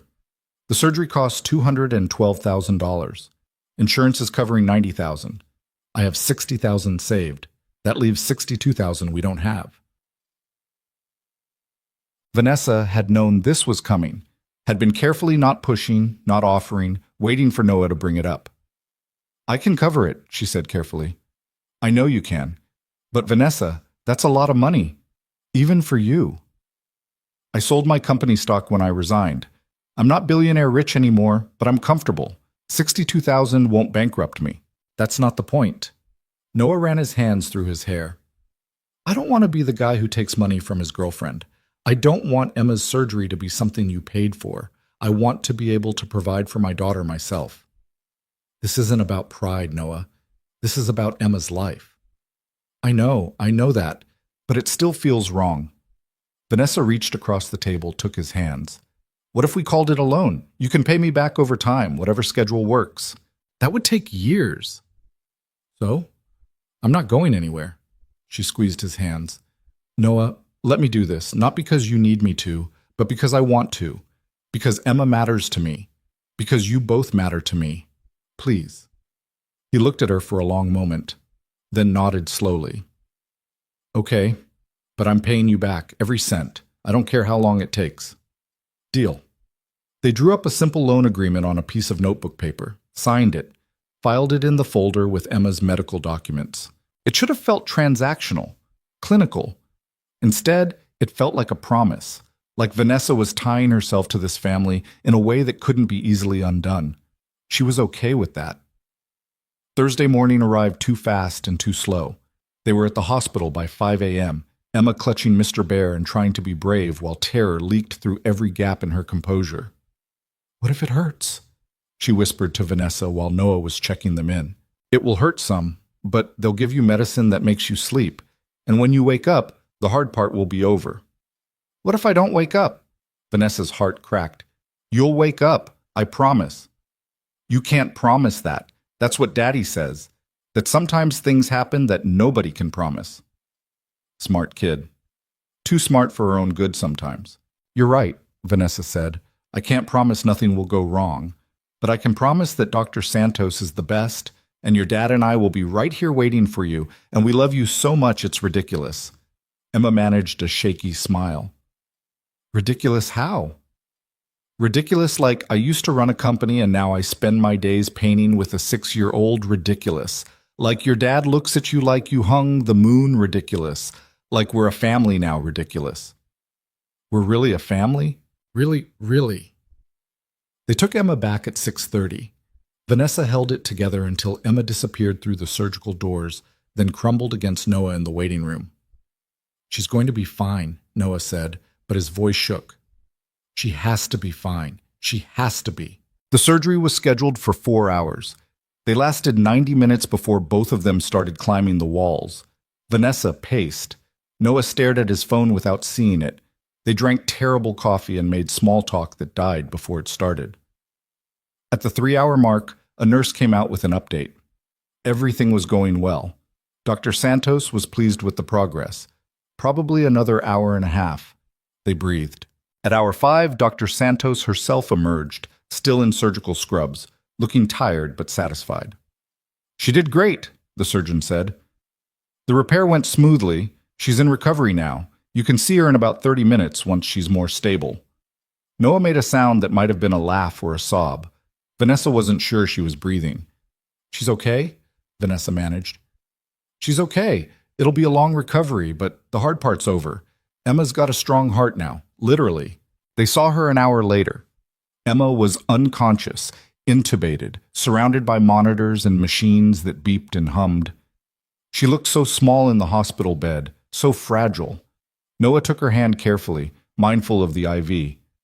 Hey, monkey. You did it. You were so brave. Vanessa stood on Emma's other side, stroking her hair. We're right here. We're not going anywhere. Emma stayed unconscious for 6 more hours. When she finally opened her eyes, groggy and confused, the first thing she said was, Did it work? It worked perfectly, Noah said, crying openly now. You're going to be able to run and play and do everything you've been dreaming about. Does it hurt? Probably, but they've got medicine for that. Emma looked past Noah to Vanessa. You stayed. Of course I stayed. I told you I wasn't going anywhere. Good. Emma's eyes drifted closed again. Love you both. So much. Recovery was hard. Emma was in the hospital for 8 days, dealing with pain and boredom and the frustration of not being able to move around freely.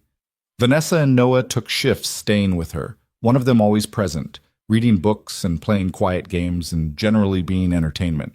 On day 5, Emma asked, "When can I go home?" "Few more days," Noah said. "You need to be stronger first. I hate it here. I want my own bed. I want to paint with Vanessa. I want normal." "Soon, monkey. I promise." They brought her home on day 9. The apartment had been transformed. Neighbors had sent food, Mrs. Chen had cleaned, someone had hung a banner that said, "Welcome home, Emma." Emma cried when she saw it. Happy tears, but Noah still panicked. "Does something hurt? Do we need to call the doctor?" "No, everyone's so nice. I didn't know we had so many friends." They did have friends. Vanessa had learned that over the past 2 weeks. The building wasn't just where Noah and Emma lived. It was a community. People who checked on each other, who brought groceries when someone was sick, who celebrated each other's victories and mourned each other's losses. Nothing like Vanessa's old building in Manhattan, where she'd lived for 8 years without learning her neighbors' names. Emma's recovery was slow. 6 weeks of restricted activity, which for a 6-year-old translated to constant frustration at not being able to do things she could now theoretically do but wasn't allowed to yet. "I have a fixed heart, but I can't use it," she complained on week 3. "That's so unfair." "You can use it," Noah corrected. "You just have to let it finish healing first. Patience, Em." "I hate patience." "Join the club," Vanessa muttered, earning a look from Noah that was half amusement, half exasperation. They filled the time with quiet activities. More painting, board games. Emma taught Vanessa to play approximately 700 different games with her stuffed animals, each with elaborate rules that changed without notice. Vanessa had never been happier. On week 4, Noah came home with an odd expression. "What?" Vanessa asked immediately. "I need to show you something, but Emma needs to come too." They piled into Noah's car, a beat-up sedan that Vanessa kept offering to replace and Noah kept refusing, and drove to an address in Brooklyn, pulled up in front of what looked like an empty lot next to a children's hospital. "What are we doing here?" Emma asked. "You'll see." Noah got out. "Come on." The lot wasn't empty. It had been cleared and graded, foundation poured, the skeleton of something beginning to take shape. And in the center, a sign. Emma's Place, a playground for healing, opening spring 2027, funded by the Bennett Family Foundation. Vanessa stared at the sign. "Noah, what is this?" "Remember the money you loaned me for Emma's surgery?" He wouldn't look at her. "I didn't use all of it. The insurance ended up covering more than we thought. I had about 40,000 left over." "Okay. I couldn't just keep it. It felt wrong. So I talked to the hospital, and they mentioned they'd been trying to raise funds for a playground. Somewhere families could take their kids during long treatments. Somewhere patients could go when they were recovering and needed fresh air but couldn't leave the hospital campus." Vanessa was starting to understand. "You donated it." "I used it to start a foundation, set up the project. We've already raised another 30,000 from community donations. Construction started last week." Noah finally looked at her. "I wanted kids like Emma to have something beautiful while they're going through something hard. I wanted to build something that actually helps people instead of just making rich people richer." Vanessa couldn't speak. Emma was tugging on her hand, pointing at the construction. "Is this really named after me?" "It really is, monkey. This is your playground." "But I didn't do anything." "You got through something really hard. You were brave. And now other kids going through hard things will have a place to play and feel normal for a while." Noah crouched down to her level. "That's called paying it forward. Taking something good that happened to you and using it to help other people." Emma looked at the construction site with wide eyes. "Can we come back when it's done? Can I play on it?" "We'll come to the opening. You can be the first one down the slide." They stood there watching the construction crew work, building something that would outlast all of them. Something that mattered in a way quarterly reports never could. "I can't believe you did this," Vanessa said quietly. "I had help. You gave me the money. The hospital connected me with contractors. The community's been incredible." Noah took her hand. "But yeah, I did this. And it feels right." That night, after Emma was asleep, Vanessa pulled out her laptop. She'd been avoiding it, avoiding the temptation to check how the company was doing without her. But tonight she had a different purpose. She pulled up the Bennett Family Foundation website that Noah had apparently built in secret. Read through the mission statement, the donation information, the plans for the playground. Then she made a transfer. $100,000. Anonymous donation routed through an account Noah wouldn't be able to trace back to her. She still had money. A lot of money. And if Noah was going to build something that mattered, she was going to help him do it. Her phone buzzed almost immediately. Noah's text. Did you just donate to the foundation? Maybe. Vanessa. It was anonymous. You can't prove anything. I know your donation style. Large round numbers, immediate processing, sent at 11 p.m. because you still keep vampire hours. Fine. Yes. I donated. You gonna lecture me about it? No. I'm gonna say thank you, and that I love you, and that you're ridiculous. You knew I'd donate when you showed me the playground, didn't you?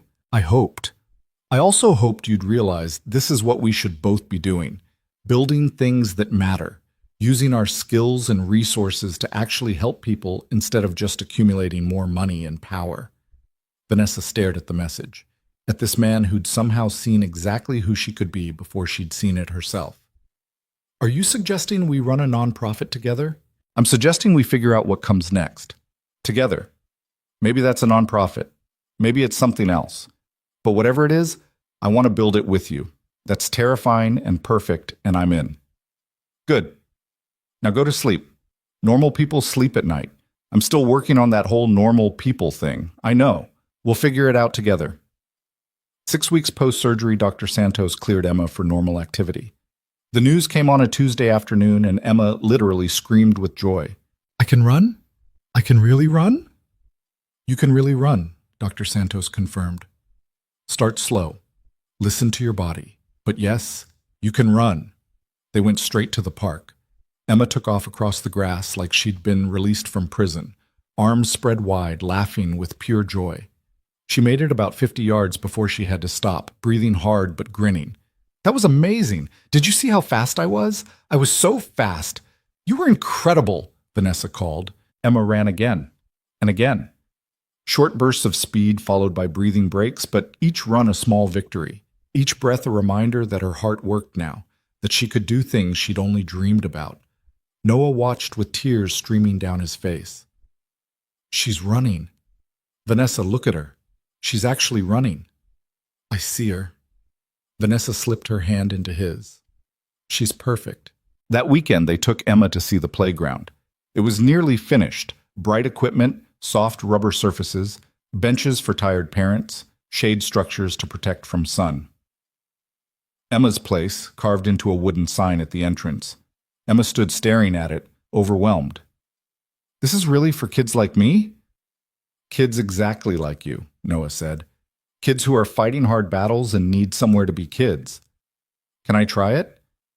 It's not quite ready yet, but soon. They walked through the almost finished playground, Emma narrating where everything should go, which slide looked fastest, where the best climbing spots were. The construction foreman came over, recognized Noah. Mr. Bennett, we're ahead of schedule, should be ready for your opening ceremony next month. That's great, thank you. Can I just say, this project, it's special. My daughter had leukemia 3 years ago, spent months in that hospital. A place like this would have meant everything to us. The foreman's voice roughened. What you're doing here, it matters. After he walked away, Emma looked up at Noah. Daddy, can other kids donate too? Kids who aren't sick but want to help? Absolutely. Why? Because I want to tell everyone at school. I want them to know they can help build things for kids who need help, that you don't have to be a grown-up to make things better. Vanessa crouched down to Emma's level. You know what, Emma? You're absolutely right, and I think we should help you organize that. Maybe a fundraiser at your school? Really? Really. We'll talk to your teacher, set something up, get kids involved. Emma threw her arms around both of them. This is the best family ever.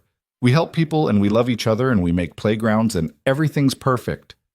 Not perfect, Noah said gently, but pretty good. Pretty good is enough. The school fundraiser happened 3 weeks later. Emma gave a presentation about her surgery, about the playground, about how even kids could help make the world better. Spoke with the unself-conscious confidence of someone who'd been through hard things and come out stronger. They raised $8,000. Kids brought piggy banks and allowance money and coins they'd found in couch cushions. Parents matched donations. Teachers contributed. Watching Emma accept the oversized check from her principal, Vanessa felt something slot into place in her chest.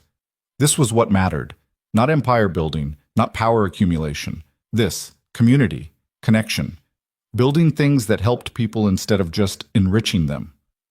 "You're crying," Noah observed, sliding an arm around her waist. "I'm having feelings about my life choices. It's very confusing." "Get used to it. Feelings are kind of our thing now." The playground opened in early November. Crisp fall day, leaves turning gold and red, the kind of weather that made you believe in new beginnings. They'd invited families from the hospital, local media, community members who'd donated. Maybe 100 people showed up, which felt miraculous for something that had started as $40,000 in a dream. Emma cut the ribbon, wearing her best dress and the biggest smile Vanessa had ever seen. Gave a speech she'd written herself about being brave and helping others, and how everyone deserves a place to play. Then she went down the tallest slide first, shrieking with joy the whole way. Other kids followed. Suddenly the playground was full of laughter and running feet and pure childhood chaos. Parents sat on benches looking grateful. Hospital staff took photos. Someone started a pickup game of tag. Noah stood with his arm around Vanessa, watching it all with wonder. "We did this," he said quietly. "You did this. I just threw money at it. You did more than that. You believed in it, believed in me, helped make Emma's presentation better, organized the school fundraiser. This is as much yours as mine." Vanessa looked at the playground, at Emma playing with a little boy in a wheelchair, both of them laughing, at the families finding joy in a space designed for healing. "I spent 10 years building my father's legacy," she said. "This feels better. This feels like building something that actually matters. So what do we do next?" "I don't know, but I think we figure it out together." They stayed until sunset, watched kids play until their parents called them home, helped the hospital staff clean up, locked the gates knowing they'd open again tomorrow, and the day after, and the day after that. As they walked to this car, Emma between them holding both their hands, Vanessa thought about the woman she'd been 6 months ago. Alone in a penthouse, drowning in work, convinced that success meant sacrificing everything human about herself. That woman seemed like a stranger now. "Can we get pizza for dinner?" Emma asked. "The kind with extra cheese?" "We can absolutely get pizza," Noah confirmed. "And can we paint after? I want to make a picture of the playground to hang in my room." "We can paint. And can we do this every day forever? Just be together and eat pizza and paint and be a family?" Vanessa squeezed her hand. "We can do exactly that." They stopped for pizza at Emma's favorite place in Queens. Ate it sitting in a booth with cracked vinyl, Emma getting sauce on her face, Noah stealing pepperoni from both their plates, Vanessa laughing more than she could remember laughing in years. Her phone buzzed. A message from Marcus. "Company's doing great. Q4 projections look solid. Hope you're doing well too." She typed back quickly. "Doing better than great. Found something worth building. Thanks for checking in." Then she turned off her phone completely and focused on her family. Because that's what they were now. Not perfect, not tidy. Emma still had nightmares sometimes about the surgery. Noah still worried about money. Vanessa still occasionally woke up at 6 a.m. in a panic, convinced she was late for a meeting that didn't exist. But they had each other. They had love. They had a future that looked nothing like Vanessa had planned, but everything like what she'd needed. That night, after Emma was asleep and they'd cleaned up the dinner mess, Vanessa and Noah sat on the fire escape looking at the city lights. "I have a confession," Vanessa said. "Should I be worried? I've been thinking about the foundation, about expanding it, not just the playground, but other projects, scholarships for kids who've been seriously ill, support programs for single parents dealing with medical crises, actually using my business skills for something that helps people instead of just making shareholders rich." Noah was quiet for a moment. "That's a pretty big confession. Is it too much? Too fast? I know we just started the playground and maybe I should slow down. Vanessa?" He turned to face her. "It's perfect. It's exactly what we should do. And I want to do it with you." "Really?" "Really. I've been thinking about the same thing. I'm good with systems and technology. You're good with strategy and organization. Together, we could actually build something incredible. It won't be as profitable as running a corporation. I don't care about profitable. I care about meaningful. Vanessa kissed him, long and slow and full of promise. When they broke apart, she was smiling. Okay, let's do it. Let's build something meaningful. Together. Together. They sat there planning late into the night, sketching out ideas on the back of Emma's homework, dreaming about programs and initiatives and all the ways they could help people who were struggling the way Noah had struggled, the way Emma had struggled. It wouldn't be easy. Running a nonprofit was hard work with little recognition and less money. But it would matter. It would help real people facing real problems. And that, Vanessa had learned, was worth more than any corner office or executive title. 6 months later, the Bennett Family Foundation had expanded to 3 programs. The playground was thriving. They'd funded scholarships for 5 kids dealing with serious illness, started a support group for single parents navigating medical crises.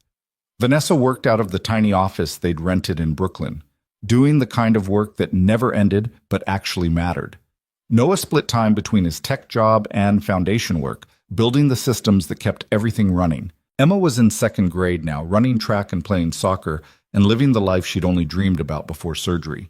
She'd become the foundation's unofficial mascot, giving tours of the playground to donors and speaking at fundraisers with the confidence of someone twice her age.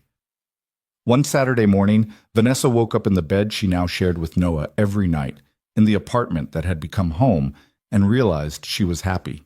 Not the temporary high of closing a big deal or beating quarterly projections. Real happiness. The kind that came from waking up next to someone you loved, hearing a little girl singing in the kitchen, knowing you were building a life that mattered. You're smiling, Noah observed, still half asleep. I'm happy. Yeah? About what specifically? All of it. This, us, Emma, the foundation, the fact that I'm 31 years old and finally figured out what actually matters. Noah pulled her closer. And what's that? Love. Connection. Building things that help people instead of just enriching them. Using my skills for good instead of just for profit. She paused. You, Emma. This ridiculous family we've built. It is pretty ridiculous. The best kind of ridiculous. They lay there in comfortable silence until Emma burst in demanding pancakes and attention and help with her soccer uniform that had somehow gotten paint on it. Normal life. Beautiful, chaotic, imperfect life. Later that day, they went to the playground. Emma's place had become a fixture in the community, always full of kids and families. They'd added benches donated by a local business, planted trees that would provide shade in summer. Vanessa sat watching Emma play, Noah beside her, and thought about the flight where all of this started. The turbulence, the exhaustion, the moment she'd woken up to find a stranger protecting her. If someone had told her then that she'd end up here, in Queens, running a nonprofit, part of a family she'd never expected, she would have thought they were insane. But here she was, and she wouldn't change a single thing. You know what's wild? Noah said, clearly following a similar train of thought. 6 months ago, I was working 3 jobs and barely surviving. Now I'm running a foundation with my girlfriend who used to be a CEO, raising my daughter who's healthy and thriving, actually building something that matters. It doesn't feel real sometimes. I know what you mean. I keep expecting to wake up back in my penthouse, alone and miserable, and discover this was all a dream. If it's a dream, I don't want to wake up. Me neither. Emma ran over, breathless and grinning. Daddy, Vanessa, come play with us. We're playing family tag and we need more people. They let themselves be dragged into the game, running around the playground they'd built, laughing like idiots, completely ridiculous and completely happy. Later, walking home as the sun set, Emma holding both their hands, Vanessa thought about legacy.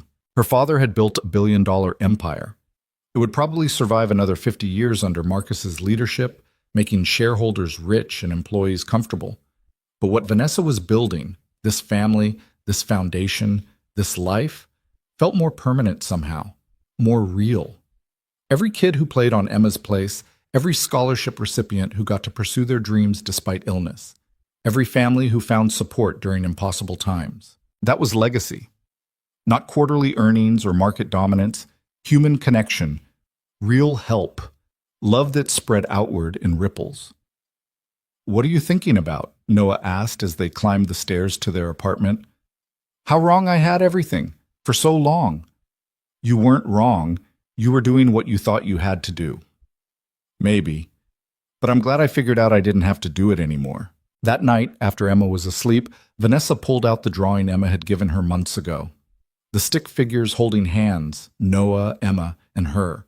She'd framed it, hung it in the bedroom where she could see it every morning. Simple crayon on paper, worth more than any corner office or executive title. Noah found her staring at it. You kept that.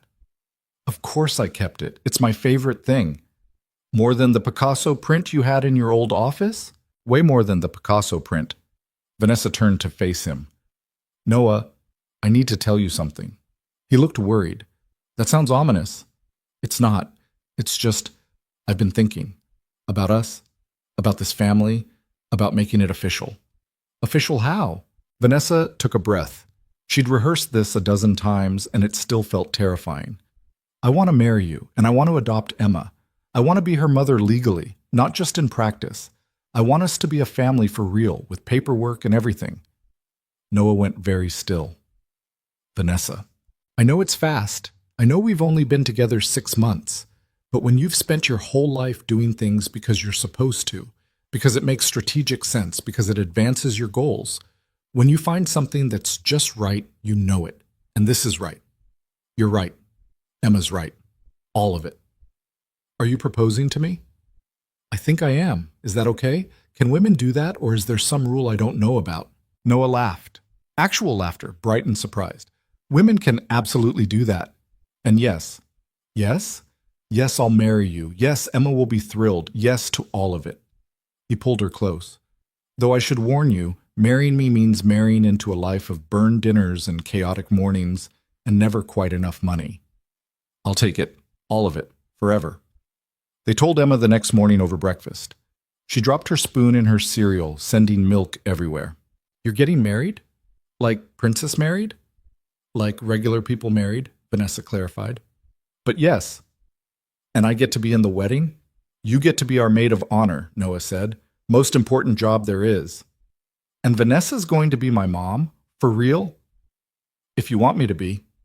Emma launched herself across the table into Vanessa's arms, nearly knocking over the orange juice. I want you to be my mom. I want it so much. Vanessa held her close, this little girl who'd somehow become the center of her world, and felt tears streaming down her face. Happy tears. The kind she'd thought she'd forgotten how to cry. They got married 3 months later in a small ceremony at the playground. No fancy venue, no designer dress, just family and friends, and the community that had embraced them, celebrating love that had grown from the most unlikely beginning. Emma wore a purple dress, and her best sneakers carried flowers she'd picked herself, and gave a speech about how families weren't just the people you were born to, but the people who chose to love you. There wasn't a dry eye in the place. Vanessa wore a simple white dress from a department store. Noah wore the suit he'd bought for job interviews years ago, slightly too tight now but comfortable in its familiarity. They said their vows standing on the playground they'd built together, promising to love each other through chaos and exhaustion and whatever else life threw at them. I promise to never put work before you, Vanessa said. To remember that quarterly earnings don't matter but breakfast together does. To choose us, always. I promise to let you help, Noah said. To remember that accepting love isn't weakness. To build our future together instead of trying to handle everything alone. They kissed while Emma cheered and their friends applauded, and somewhere in Manhattan, Vanessa's former life continued without her. She didn't miss it, even a little bit. The reception was pizza and cake in the community center, exactly what Emma had requested. Vanessa danced with her new daughter, then with her new husband, then with half the neighborhood kids who decided the dance floor was actually a playground. Her mother had declined to attend, sent a card with a check and a note about disappointment and wasted potential. Vanessa sent back a photo of the wedding, of Emma laughing between her and Noah, of the playground full of kids who would grow up with the support her foundation provided. This is potential realized, she wrote. This is everything that matters. I'm sorry you can't see that, but I hope someday you will. She never got a response. That was okay. Some people couldn't change, couldn't see past their own definition of success. But Vanessa had changed, had learned that success wasn't measured in dollars or titles or corner offices. It was measured in moments like this, dancing with your daughter at your wedding reception while your husband got cake smashed in his face by overenthusiastic 7-year-olds. That night, in their apartment that now officially belonged to both of them, Vanessa Bennett, she'd taken his name, which still felt surreal, looked at her sleeping daughter and her sleeping husband and her life that looked nothing like what she'd planned. It was messy, imperfect, full of challenges she was still learning to navigate. It was also everything she'd ever needed without knowing she needed it. Her phone buzzed. A late-night message from someone at her old company. Just saw your wedding photos on social media. You look happy, really happy. Good for you, Vanessa. She smiled and typed back, I am happy. Happier than I ever was running that company. Hope you're well. Then she turned off her phone, climbed into bed next to Noah, and fell asleep planning tomorrow's foundation meeting. Because that was her life now. Planning how to help people, figuring out how to use her skills for good, building something that mattered with the people she loved. And if that wasn't success, then success was overrated anyway. Years later, when people asked Vanessa about her life story, about how she went from billion-dollar CEO to nonprofit founder, she'd tell them about a flight through a storm, about falling asleep on a stranger's shoulder, about waking up to discover that sometimes the best things in life come from moments of complete vulnerability. She'd tell them about Noah, who taught her that strength wasn't about never needing help, but about accepting it when it was offered. About Emma, who showed her that love didn't have to be earned or deserved, it just was. She'd tell them about the playground, the foundation, the family they'd built from nothing but hope and determination, and the belief that people deserved better than a world that measured worth in profit margins. And she'd tell them the truth that had taken her 30 years to learn, that power and wealth and success meant nothing without someone to share them with, that the things that actually mattered couldn't be bought or built or negotiated. They could only be chosen, nurtured, protected. That sometimes the bravest thing you could do was walk away from everything you thought you wanted and choose the life you actually needed. Emma's place expanded over the years. More playgrounds, more programs, more families helped through impossible situations. The Bennett Family Foundation became a fixture in their community, then their borough, then their city. Vanessa and Noah built it together, bringing their different strengths to the work, fighting sometimes, because real relationships involved conflict, making up always, because love meant choosing each other even when it was hard. Emma grew up strong and healthy, running track in high school, volunteering at the foundation, planning to study medicine so she could help kids like she'd been helped. And every year on the anniversary of Emma's surgery, they went to the playground, watched kids play on equipment they'd provided, talked to families finding hope in impossible circumstances, remembered where they'd started, celebrated where they'd ended up. It wasn't a fairy tale ending. Life was too complicated for that. There were bills to pay and problems to solve, and moments when everything felt overwhelming. But it was real. It was theirs. It was built on love and sacrifice and the radical choice to value people over profit, connection over control, family over empire. And that, Vanessa had learned, was worth more than any corner office could ever be. Because at the end of the day, when you stripped away the money and the power and the prestige, what mattered was simple: who you loved, who loved you back, and what you built together that made the world even slightly better than you found it. Everything else was just noise.